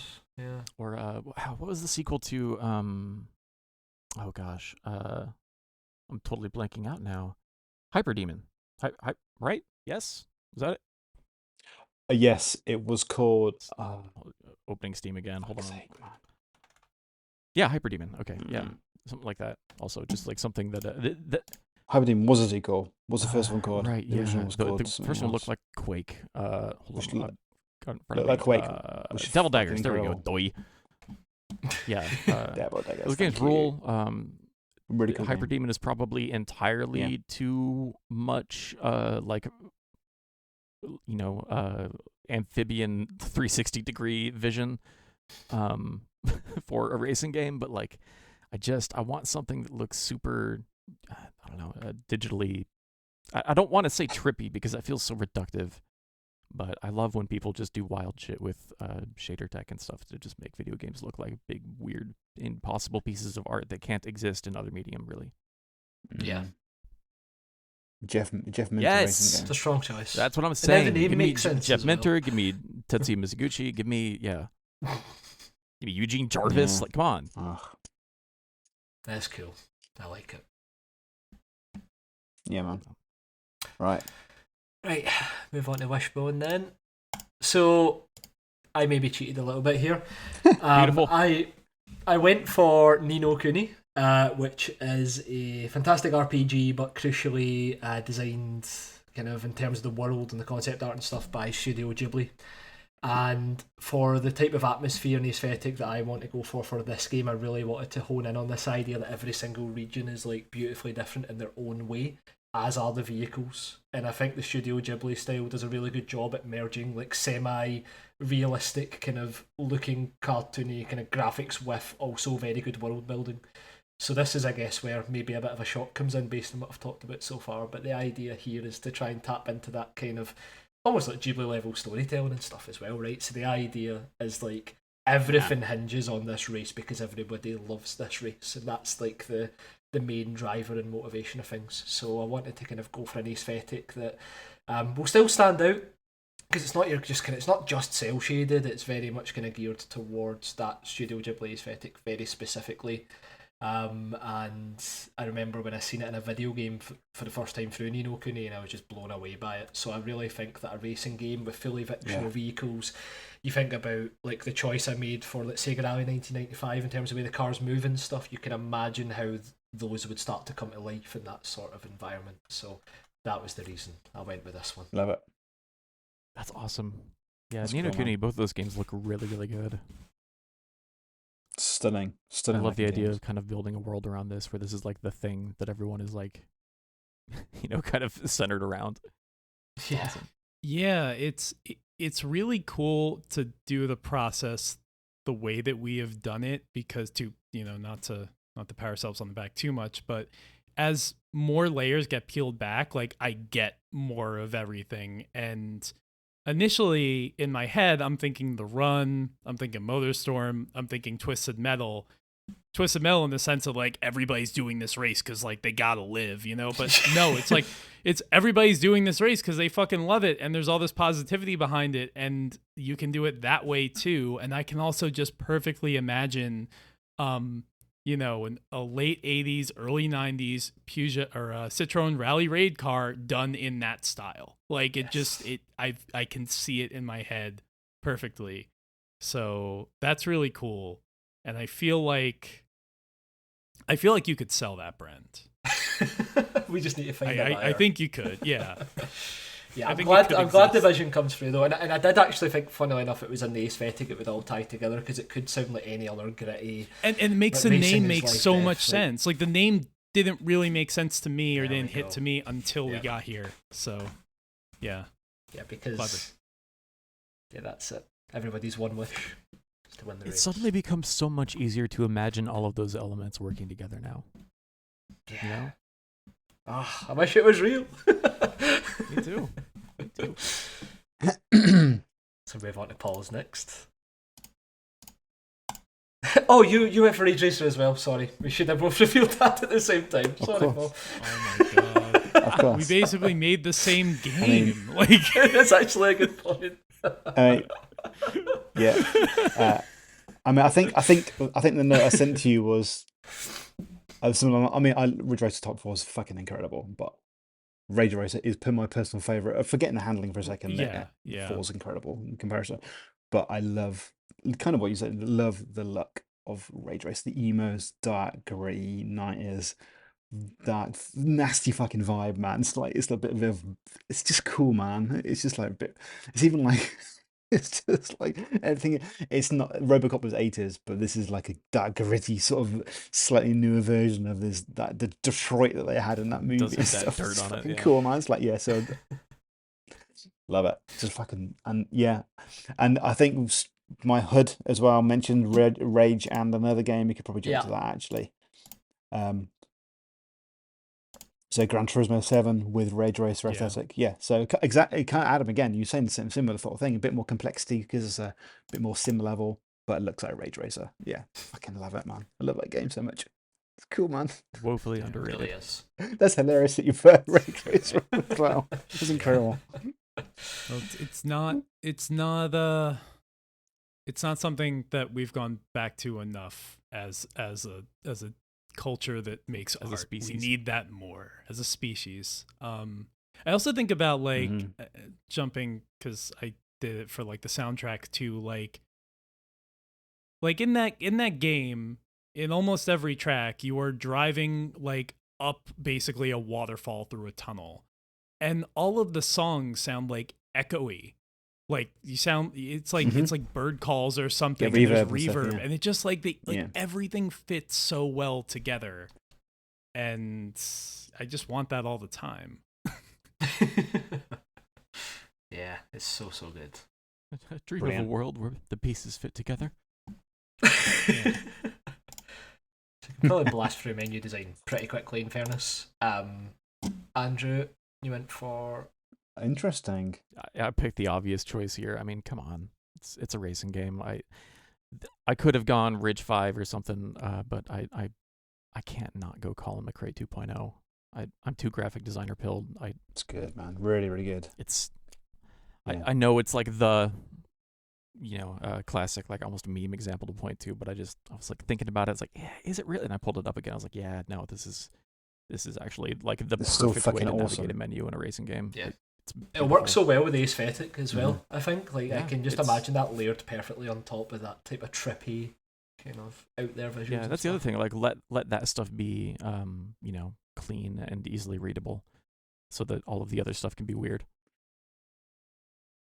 Please have like icons in the menu that are animated with the letters of the thing that they represent, like going in like a circle, because I fucking love that. Like arcade is like, it's like a picture of a steering wheel and all of the letters of the word arcade are just like moving around the steering wheel. That game it's so like 2.0 is so interesting to me because it looks so good and it's so well put together, but it's also like, to me, there's always been like a kind of like slight comedy to it too. I think about like one of the songs in the menus is just all bass guitar and it makes me laugh. And then you just have like the weird animations and stuff like that. I don't know. It's like, it strikes a very good balance, very particular balance. Yeah, great choice. No surprise here, Adam. You got it bang on the money. I did have Dirt 2.0 in here as well. Yeah, I'm basically, sorry, I good, spoiled. Dirt 2.0. No, it's fine. So, like I was saying, in terms of the world building and stuff, very crucial for Wishbone as a game is the fact that the menu is just the tent, for example, where you've pitched up at the necessary checkpoints, and that's where a lot of like the world building stuff happens as well. The radio that's on in the background recapping certain events and foreshadowing what comes next, the characters for the region that you've chosen to play as, everything will be kind of integrated into that like 3D garage like environment effectively. And when you build up the game, it just goes straight into that as well. So the idea is basically that it's just everything's one seamless event. There isn't really any kind of almost like a one shot take, like film TV show type thing. That's the same idea here.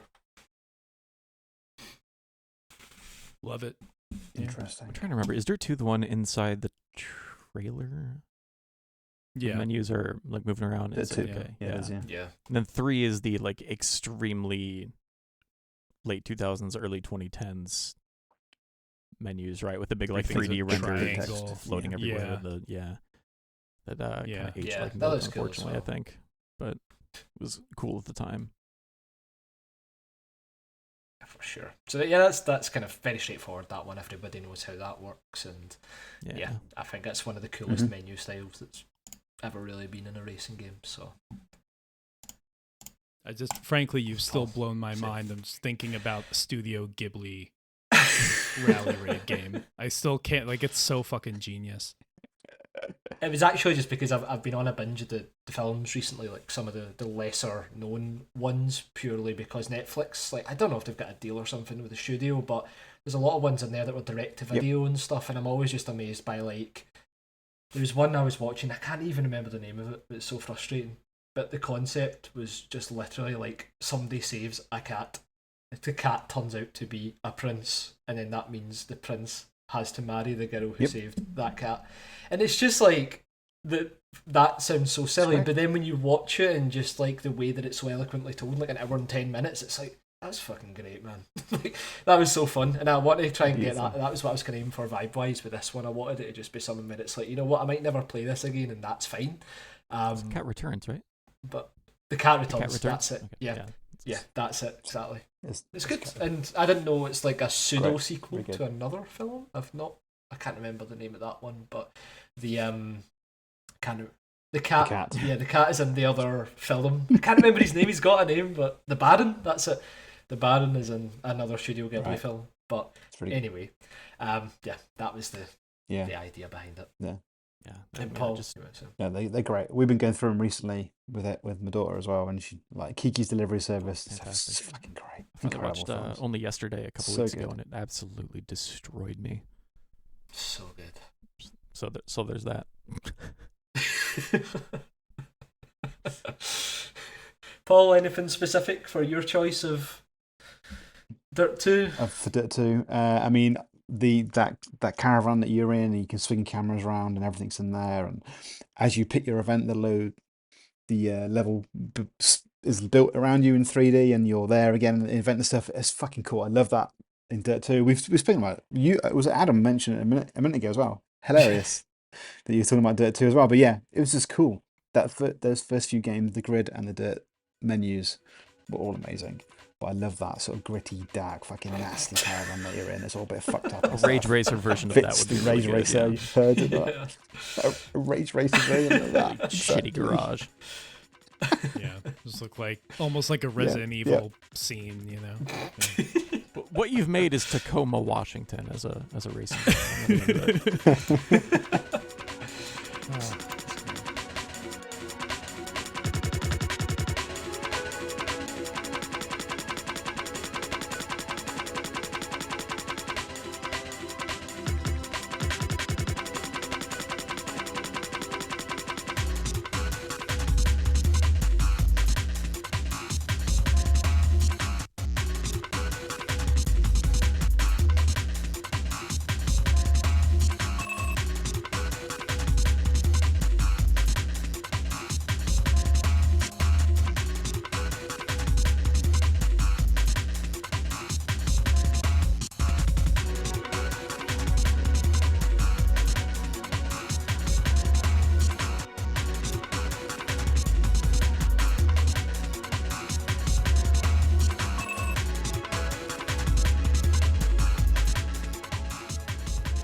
Soundtrack next. So Adam obviously went for Rage Racer again. Andrew, state your piece. I typed Jet Set Radio Future. Okay. Love it. I was almost for a while there.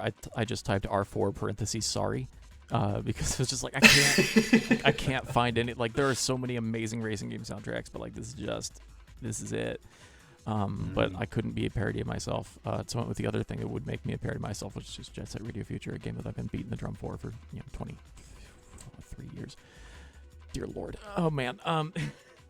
But yeah, I mean, like, good game, man. Closest thing we've got has been Bomb Rush Cyberpunk, which is also very good. But generally speaking, I've not seen anything with a soundtrack that hits as hard front to back as Jet Set Radio Future.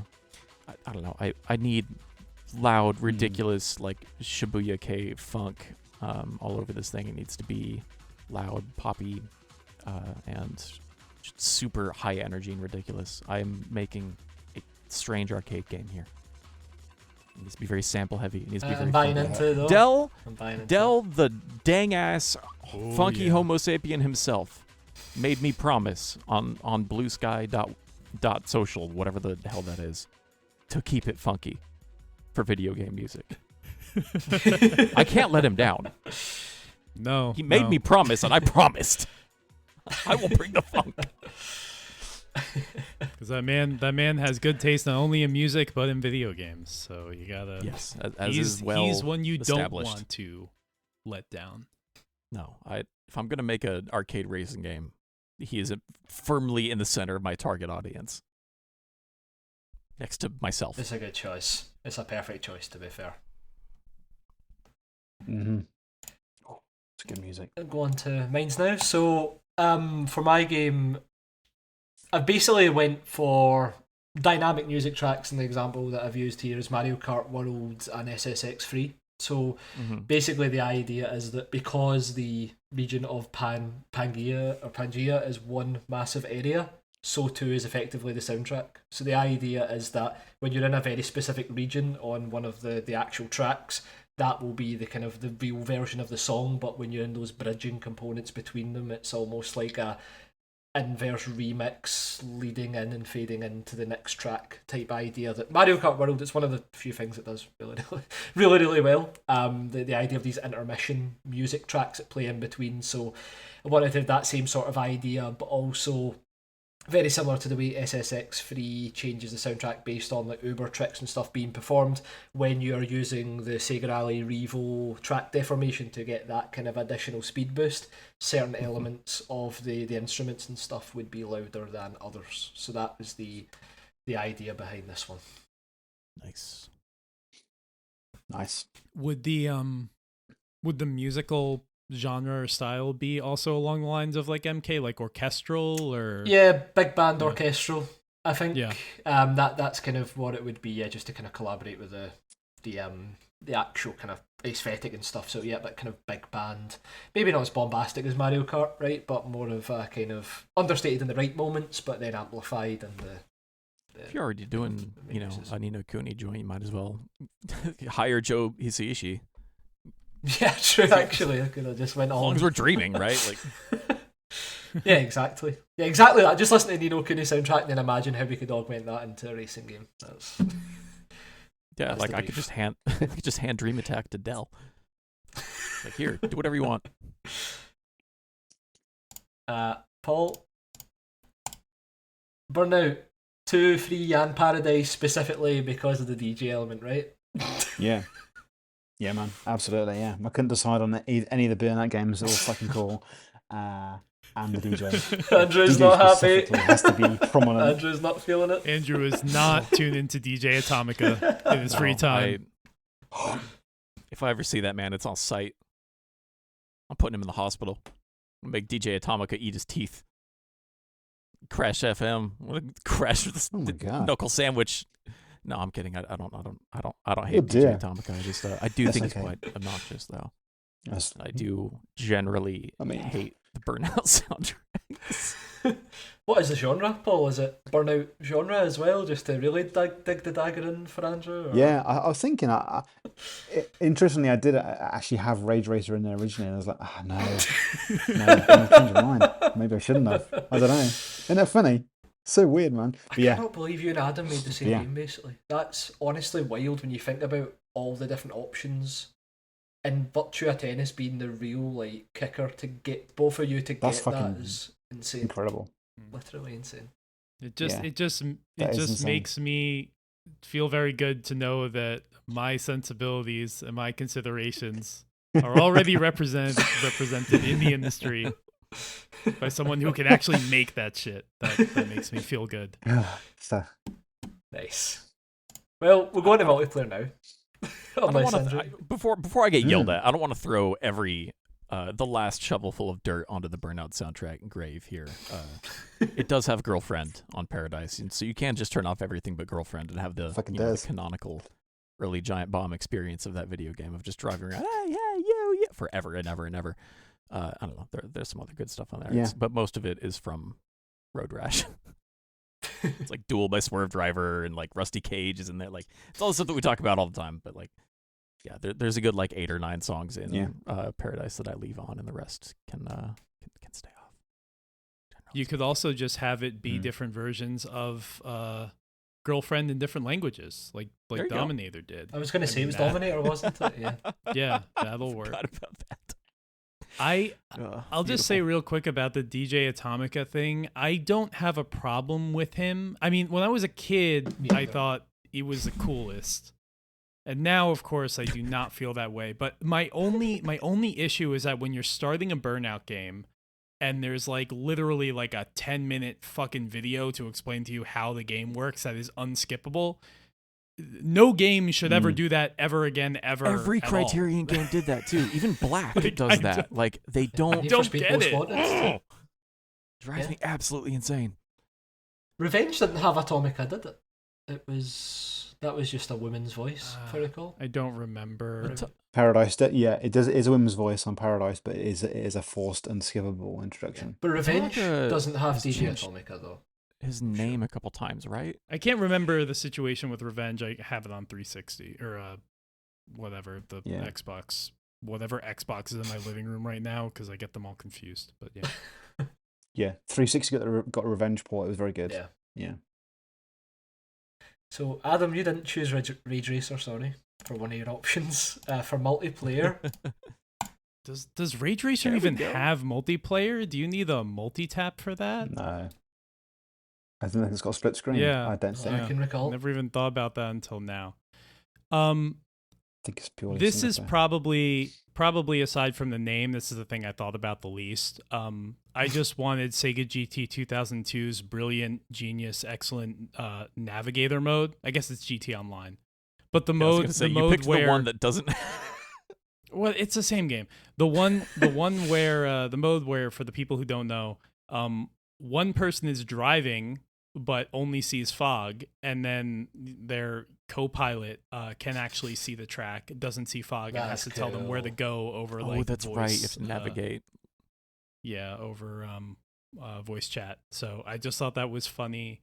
And I was also thinking, like, one thing that really annoys me about a lot of like racing games that have some sort of like multiplayer mode or maybe some sort of like deep career with also multiplayer is that they never want you to like have your friend play with you in the parts of the games that matter, because it would make the game too easy or something. I don't fucking know.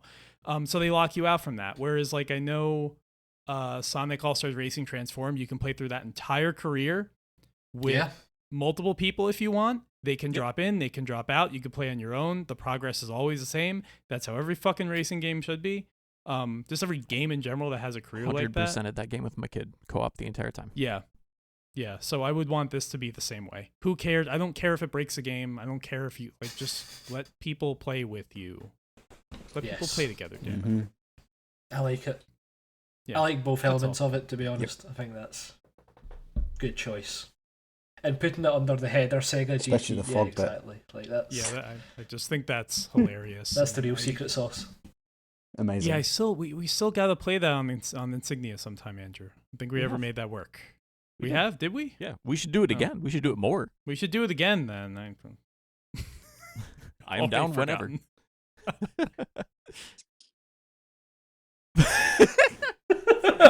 Okay. Holy fucking shit. I forgot that for multiplayer for Dream Attack, folks, I wrote Unreal Tournament 99. This is the shit I came for. This is what I expected.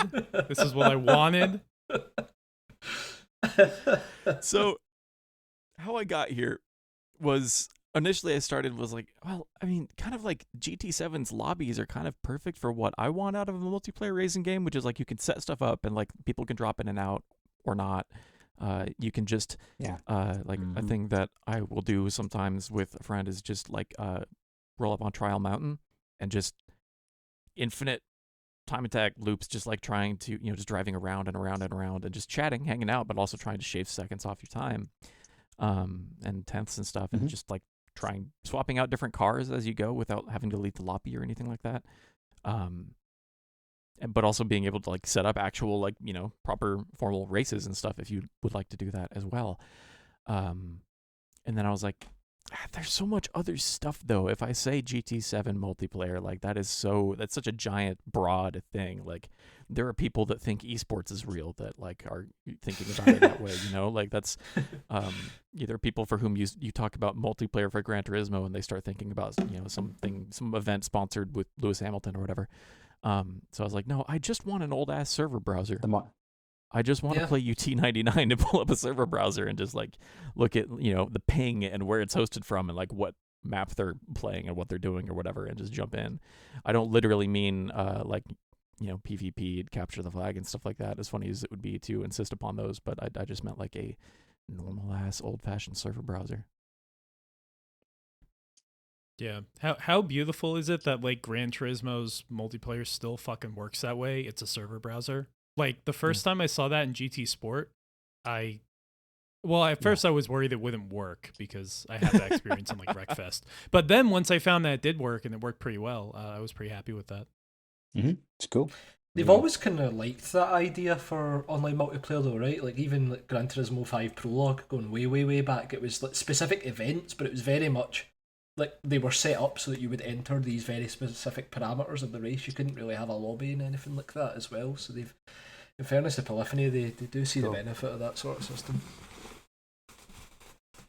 I remember actually trying to play games with other people in Gran Turismo 5 Prologue, and you'd have to try and click start race at the exact same time just to see if you'd get in the same lobby. Jeez. Oh my god. Yeah, it reminds me of being in like that reminds me of being in like the computer lab when I was in like elementary school, and me and somebody else would get on like MSN checkers and like, if we play game at the same time, will we play against? And sometimes you actually did play against each other. It did work. Yeah. Great. So I've went for Drive Club for this one. Drive Club. Goes without saying. The Drive Club. Goes without saying why I've went for this one. It ties into the idea of each region having its own specific team. So the way the multiplayer would work would be kind of standalone races. You and two other people being part of a specific region's team, and you just play race the other teams basically. So I thought about some kind of cool overarching open world type system and stuff, but you know what? That complexity would just fly in the face of everything I was trying to do here. So I just decided to boil it down to the way the Need for Speed Run, funnily enough, implements it too. It's just like, here's specific parts of the overall track, so to speak. Go racing.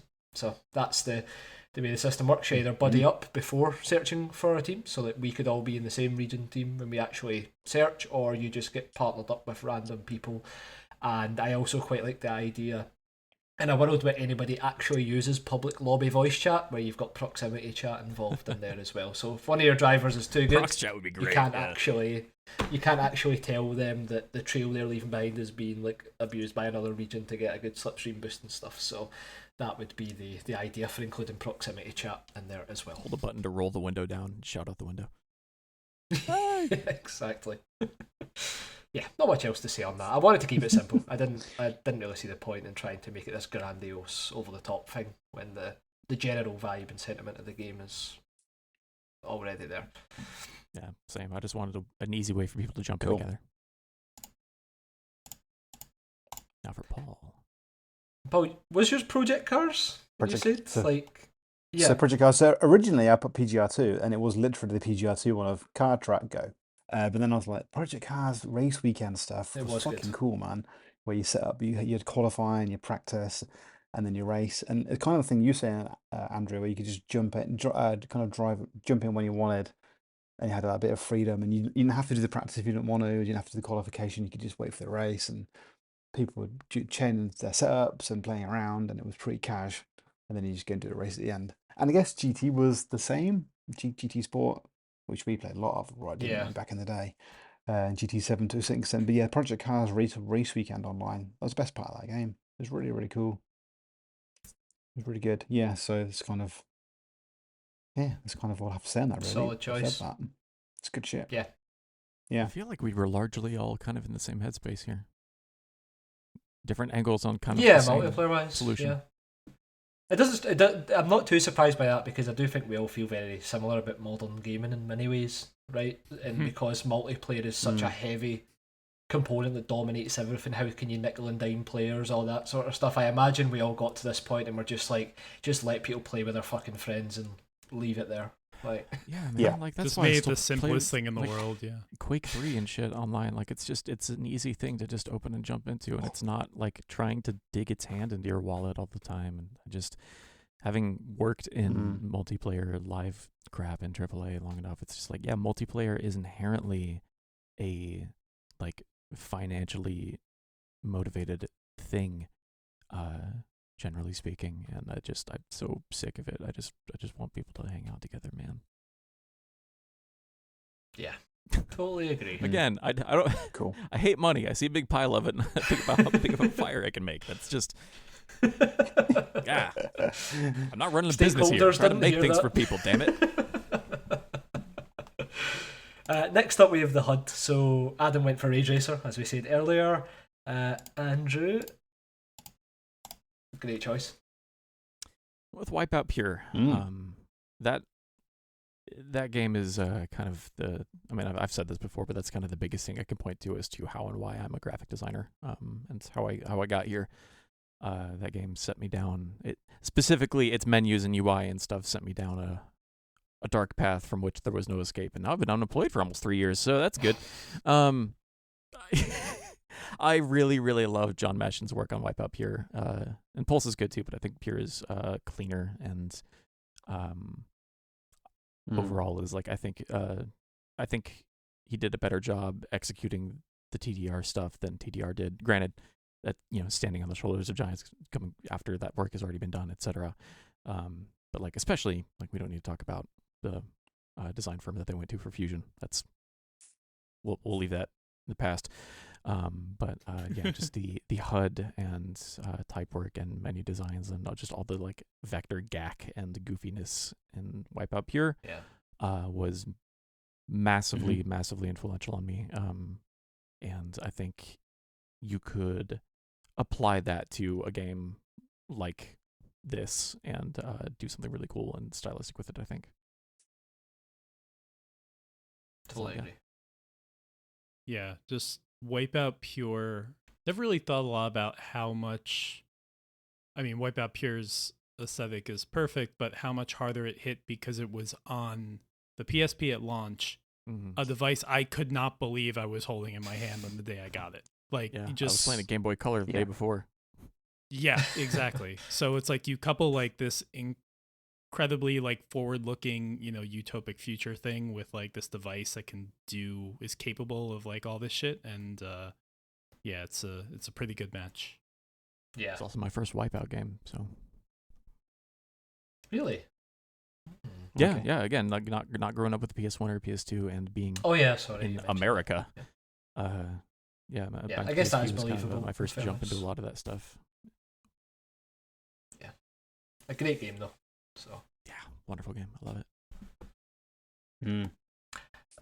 I went for Split Second. So nice. As you won't be shocked to hear that the kind of the reason behind this choice was to minimise as much noise on the screen as possible to make that world really pop and stand out. So I'm thinking similar to Split Second in terms of like underneath the car, perhaps you can see what overall position you're in, what speed you're going, distance to next checkpoint or something like that. But then crucially as well, where there are, for example, billboards or similar areas where information can reside, the idea is to integrate important elements of information to the user into those background elements. So if you pass by a billboard, for example, it might say something like next region, whatever it is, same way that Outrun effectively works, the same sort of idea. So it's almost like an approach where I want the kind of data being displayed to be as minimal as possible, just so the world stands out, but I quite like the idea of kind of integrating actual meaningful information into the kind of world elements that exist too. Yeah, the way that that's cool, they man. project the UI as like holograms in the back of the car and stuff and around the environment in that game is extremely rad. Yeah, I think that was kind of a trend there for a while really, around really like cool. Dead Space and stuff where people are trying to integrate those things into the Yeah. environment. Yep. Some of which worked extremely well, and I think Dead Space is a good example of that, and Split Second is also a fantastic example of that. So that was why it could be. Yeah, I've forgotten Split Second did that. It's very cool. Good. It's really, and especially in this game, when you think about the distance being covered and the likelihood that you go into like a deep dark cave, for example, at some point, and the hologram can start glitching because it's losing connectivity to the whatever is sending the information, and you start to see how you can sort of integrate it into the world as well in terms of adding that little bit of further kind of live feeling to everything. So that was why I went for that one. I was just thinking of it in kind of a more like cute and cartoony way, like you pass a billboard that has like, a Mickey Mouse hand. It's like, go this way. And yeah, exactly. Cute. That'd be pretty funny, Yeah. Oh, aye, for sure. In my head as well, I was imagining, just because it seems very Studio Ghibli as well, like when you're driving past one of the billboards, maybe the information hasn't been put up in time and you see a little penguin or something, like trying to put the letters up. Trying to paste up a new billboard layer really quick with a big roller on a stick. That'd be great. Exactly. That's great. That sort of thing. If you're really a front runner, that's the sort of stuff you'd see as Easter eggs compared to. That's genius! Oh, that's a great idea. Oh my god. Paul, you went for Ridge Racer / Gran Turismo. Ridge Racer with GT, GT, yeah. Great choice as well. GT probably has one of the, I'd say, the slickest and like the best sim UI I would say out there. The information display is just so clear and like. Yeah, it's just so crisp looking. Even on the PSP version when it was that weird kind of area to make sure they got the 60 FPS. Yeah. Remarkable port. Yeah, I know we went over it on the PSP episode, but that was a really, really, really cool port. They, on the Polyphony website, because a few years ago, I think it was pretty comprehensively redesigned, and they had an interview, and I can't remember if it was actually translate to English or if I just use Google Translate or something. but they had an interview with their main like UI designer, who was actually like, he came on board before Sport. I can't remember his name, unfortunately, but he came on board before Sport, and he was like a kid, like he was really young. And we're just like, here, it's yours. And it fucking rules, because it was like, to me, like such a massive improvement in Sport over GT6 and GT5. I mean, the Polyphony always had like a really, they were obviously always thinking like very critically about these things, but I think by the time the PS3 era was done, they were starting to kind of lose focus and try and convey a lot of things at the same time. And it wasn't particularly elegant, and it was starting to look dated. And then like, Sport just brought it back, and to the point where like a lot of those sort of UI elements and things, like when a manufacturer will do their like GT Vision concept, that'll be like the HUD in inside the car as well, and it always fits really really well. So I really like what they've done over the past like almost decade now, I guess, with GT UI. Yeah. It's an absolute all-timer, 100%. Well, guys, we've made it to the final category, and it's an interesting one. Gameplay gimmick. So the idea behind this was, if you wanted to have some form of gimmick or additional component of the game that you felt deserved its own shout out that you not covered so far. So we'll start with Adam, who I think you sort of prefaced yours earlier a little bit, but... Yeah, just because I said grid, and in grid I meant like the accelerated 24-hour races. And also the way that game did sponsors was really cool, and also very simple, because I think there are a lot of racing games, or just any kind of game that's sort of like a sports adjacent thing, where like it becomes like a fucking like franchise mode to like manage your sponsors, and that's not fun. So I just wanted it to be kind of a simple thing where like, based on your performance in the previous season, you'll be offered sponsor deals. If you take those sponsor deals, those are opportunities to earn more money. But they're not things that you really do. It's just like kind of like in Virtua Tennis, how there are like sponsor events where it's like, oh, you made all these fans or whatever. You went to the mall and signed some autographs or whatever. That's the kind of shit we're talking about here. It's not something that you actually do in the game. It's just like basically a text box. But kind of use sponsors in the same way. And I was trying to think of like, because the first grid did a really good job of like, you get the sponsor deal, and then that is a sticker that you can put on your car. I couldn't decide if I wanted to do like custom liveries or real liveries. I mean, maybe it's just whatever the player wants. If they want to race with the real livery, they can. And if they want to race with something from their sponsors, they can do that too. But I don't know. I just like the way that game did sponsors. There's something about that idea that like it makes it feel kind of more genuine, like your team has become something in this world. Like Ridge Racer Type 4, as great as it is, that's something that they could only ever express in like, oh, you didn't drive so well, so we gave you a shittier car. It's like, and that game, like, to its credit, you want to know more about how these things operate, and even like the political shit to a certain extent, because it's such an engaging world, and it's just so you just wish that you could like explore as much of it as possible. For sure. This game, I wasn't really thinking of much of a narrative aspect, but yeah, I don't know. I mean, being able to kind of explore the business side of racing, but not to a degree that actually matters and is depressing and, frustrating and painful for the player. Yeah, I like it because it's perfectly implemented in Virtua Tennis as well, like you say. So like that level of kind of brevity towards it, but it's still being in there. Yeah, I think that's a good gimmick. I like it.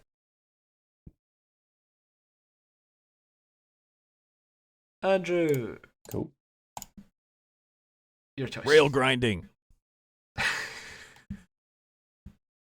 Thinking of Buck Up and Drive, and now also in Mario Kart World.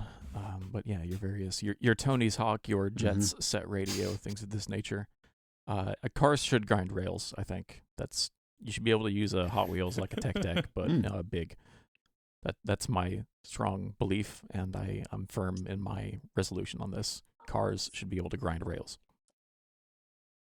would it have a strong influence on like the track design itself, or would it be more of like yeah, just throw that stuff all over the place it. just for fun. Nice. Yeah, I use them to, I don't know, chain like boost together or whatever. You could do stuff like that, or you could just make them a thing that you can do because it's fun and cool. I don't know, use them for shortcuts. Make it something you have to like bounce around between, like a Ratchet and Clank mini game or something. I don't know. You can do a lot with it. I just need cars on rails. I need this. Suits the The soundtrack. Sonic Adventure 2 Battle Racing is the Exactly. first thing that comes to my mind. Oh my god. That's Yeah. precisely. That's such a good point. Yeah. There's nothing more fun than taking the most bastardized version of Andrew's idea and kind of hitting him in the head with it. Yep. Yeah. No, you did the right thing. Someone has to keep me grounded. Oh, amazing. I'm Team Real Grind. I like it. Thank you, Brent. Thank you. Somebody understands me around here. Although seeing full size cars do this rail grinding would be fucking hilarious to look at. That's what I would like to see. That's where the real money's going. They should like automatically kickflip onto the rail when they land on it. You know? I mean, it seems like a great indie game idea. The game can literally be called Cars That Grind. It's just like that's what it is. It's in the title. Yeah, I mean, like that's kind of already Buck Up and Drive. Like it's basically just outrun with grinding. But I don't know about this game at all. I have to look it up. Anything about Buck Up and it's an Drive? indie sprite scaler from a few years back. Let me have a look. Not seen that as well. Buck Up and Drive. And what's the train one coming, Andrew? Where you have boss fights and you drift the train and stuff, and it's really fast. That was shown at an indie showcase. Oh gosh, I don't know. Late last year. Wow. I do not recall. This looks really cool. I want. This looks cool. Yeah, Buck Up and Drive. Yeah, Buck Up and Drive is very much the energy level this. I'm thinking of. Like this game is incredible. We're bonking I need traffic. to try it. Flying past gigantic trans rights billboards. You are like having weird little boss fights in the middle of the road. It's Buck Up and Drive. Somebody's added the Hornet as well. You can Pretty get much, the yeah. Hornet in Oh, the yep. Steam Wow. community. Oh, cool. Nice. Yeah, I need to try that. Yeah, more people should check that game out because it is bug nuts, and I love that energy level. It's like Crazy Taxi was way too tame, so they did what had to be done. Right, I'll go on to my gimmick, and it finally appears. Shock zones are back, baby. Yeah. Yeah. This makes so much sense too. Yeah. Yeah, the way the shock zones will be implemented in this game is that the front runners get the chance to attempt the shock zone. If you meet the gold time, you send a little wave backwards that removes all of the track degradation so that nobody can get the speed boost that you would leave behind to buy you. Kind of inverse time and Excite Truck distance. moment there. Exactly. All right. But if you fail it, you leave track degradation that's 2 layers deep as opposed to 1 layer deep on the track, so it means that you're giving somebody more pace to catch up with you. So if you choose the risk of going after it, you can know what happened, but the reward is pretty strong, obviously, with the aforementioned Sega Rally Revo elements in there. So I really wanted to have the shock zones in here, and aesthetically they would not be as extreme looking, of course, as actual shocks, because that would be a total bit of whiplash. I don't know, maybe some fucking little fairies or something was leaving like a gate you've got to keep with speedwise or something. I've not thought that amount through, but I really wanted to have shock zones in there, so that was that was the gimmick I went for. I think it still works, but maybe it gets trimmed on the cutting room floor when it comes to actually being created, but I'm sure as hell going to talk about it because it's fucking shocks. I like the idea of, like, I've never thought about a racing game that had some sort of, catch-up element. The cars behind you move faster, but it's something that you're actually causing, and it's something that you actually have a hand in. That's pretty cool. And makes it feel less, like, cheap, That or is less cool. like a handicap, Yeah, exactly. Mm-hmm. That's it. Because if you're leading your given pack, you can choose which route to take. It might You could be in a position where you're fast enough to take the less efficient route, which means that people taking the faster route still won't be getting all the speed they would be if you were also trying to go as fast as possible. So that was the idea behind it. And in fairness, like Sega Rally Evo basically implemented that in Grip. Like, it's not so much about raw speed, but in terms of like the way Sega Rally Evo has it implemented, you definitely get better turning capabilities when you're leaning into the kind of the actual tracks that are left. So it's still stolen from that, of course. It broke the AI horrifically. So you can made balance in that game fucking impossible. But yeah. I bet. No so lap good was ever though. the Don't care. But yeah. Balance schmallots. Right, we've got the last one, and this I couldn't believe I was typing with this one, Paul. So I'm just going to show everybody. What? I wasn't sure about this one. I was just thinking. Read it out for the listeners. I'm making you read it, Paul. So everyone wears G-Shock watches. I'm sure everyone knows what a G-Shock watch is. Casio watch. And if they get damaged, they're out of the race. So what happened today was I got my G-Shock watch and I smacked it really hard on a wall. And nothing happened to it because they're indestructible. They're fucking ridiculous. Not I was a going to say, scratch, good not a luck crack, damaging nothing. it. Nothing. They're insane. I was like, that'd be something ridiculous that all your race car drivers have to wear these watches and that's... Is that you trying to appease the stakeholders again? Already are. The brand recognition? Like, is this you trying to get more money again for this game, Paul? Like, so that would be the only real thing in the game, right? Because the rest of it's all fictional, yeah. So it's timing by Casio. It'd be like Dark Perfect. Summit with a Nokia phone. Like, Emotion Touring Car Racing would be this with the G-Shock watches in 2026. Yeah, that makes sense. Sometimes you have like the lap times, have like a little Seiko or Toggle Air logo next to it or something. That's right. Yeah, now it's a G-Shock. Cool. Timing by G-Shock. There you go. And again, they're a bunch of drivers. They're probably already wearing them anyway. Yeah. Could there be like maybe like the status indicator for the health of your G-Shock watch? Is like is actually like the timing element on the HUD. Oh, that's maybe. cool. Yeah, Yeah, that sounds great. That's cool. Yeah. It works. Wow, I can't believe it. Yeah. When it gets cracked, that's how you know. Like, oh, I can't. It's like critical That's right. damage and burnouts. Like, it can't crash again. Right. Nice. Right, yeah. Fucking the GTA. Yeah. It's so funny. Oh my god. And It's so ridiculous. It might just work. Yeah, it might. But those are the franking games. Virtua GT, Dream Attack, indeed. Wishbone, and ETCR. Like, we're geniuses, lads. We've done it. Wow. We've fixed Where videos. is this? We've saved them. Yeah. Yeah. I wonder where this is going to lead our company. Bankruptcy. 4 games. Yeah, okay. Upward. Forget one game. We're getting 4. Onward and up. We're getting all of them. Numbers only get bigger. Yeah. I don't know how we even go about trying to amalgamate these, to be perfectly honest. Oh my god. I wouldn't. I mean, like, yeah. this is 4 different video games here. There's some similarities, I think, between Adam and Paul here, but they're still making different things. I think it would work if we were like what typical racing game fans are. Like this list in the Sim Racing podcast is probably just fucking Assetto Corsa and Modelista and I don't know GT3 Lap Simulator Spa Edition or whatever. Like you could say you could maybe amalgamate those, but we've just went in such completely different directions here that it's like infeasible to even do that. Yeah. I Love it. I assumed that Automodelista would be too easy of a pull for the aesthetic thing, so I figured none of us would probably pick it. But I did almost think about picking Group S Challenge because that would be really, really funny. For GT Pro. What go with Group S aesthetic Challenge. is Just nothing. Just normal ass. Like we took all of the cool out of Automodelista and made a normal ass looking car game that has no style to it whatsoever. cube maps, like really sharp reflections on the car bodies. That's all I'm thinking of. Oh my god. That would be really funny. Yeah, Capcom's famous racing game. No, the other one.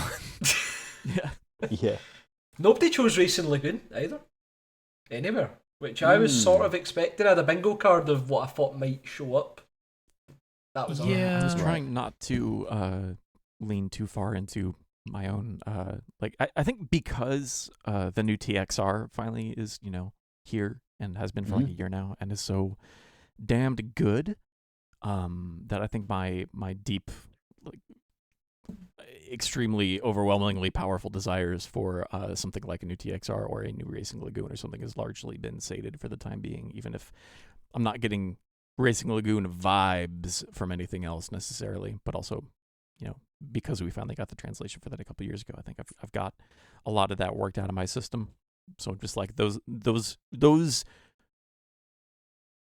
I don't want to say vibes again, but whatever. All that stuff just belongs to that game now, and so it's just like I can kind of leave that over to the side and let it be its own thing. But they were absolutely in the running there. Because like the TXR model of driving around looking to fight dudes on like the Shitoku is maybe the perfect video game. Like that's in terms of like a single player model. Like that's what I actually want. But like when I started thinking about this weird little goofy arcade game that I'm making, I'm like, this needs to be stage based. So. Yeah. The only thing I would want to pull, I mean, Racing Lagoon is great. The only thing that is so genius that I would want to pull it now that I'm thinking about it, or it could fit into someone's game, is like how you can just take a car and you beat it. No, you beat another car in the race, and then you can like take its like fucking body and engine and shit like that. Like that is such a good idea. That is executed as perfectly and as jankily as you would ever want it to be in that game. Like they thought about it so much to the point where you can make like a front wheel drive Chevy Camaro that's also a van somehow. It's just really delightful to think about how they had to take real cars and bastardize them for like what would the result be of what the player is trying to create. Yeah. That would be I've good. never actually played Racing Lagoon. Me too. Oh wow. Some point. Yeah, you should check that out. It is really, really tough for a while up front.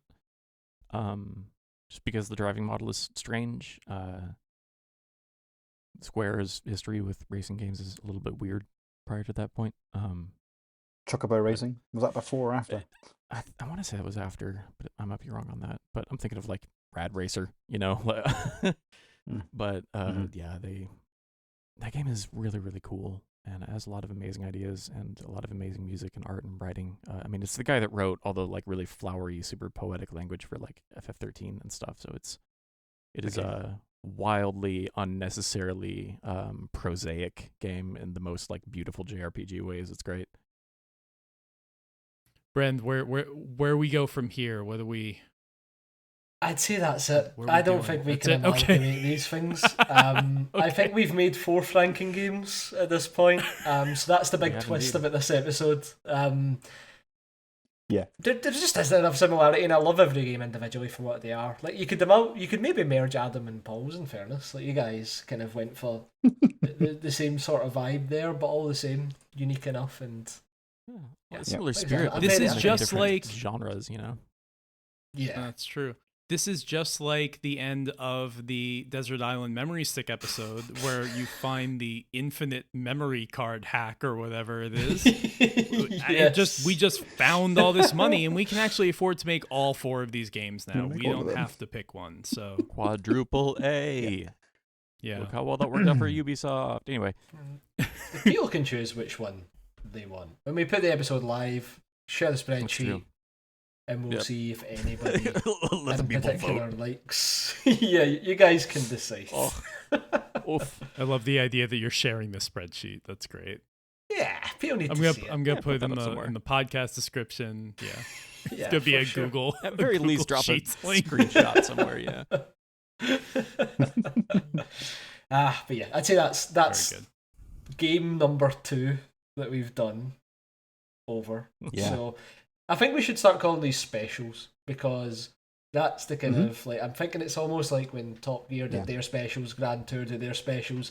I think special is a nice kind of title that encapsulates this sort of vibe, because it's not really like the other episodes we do, is it? Like, I mean, we still talk about random shit at times, but it's a different sort of vibe.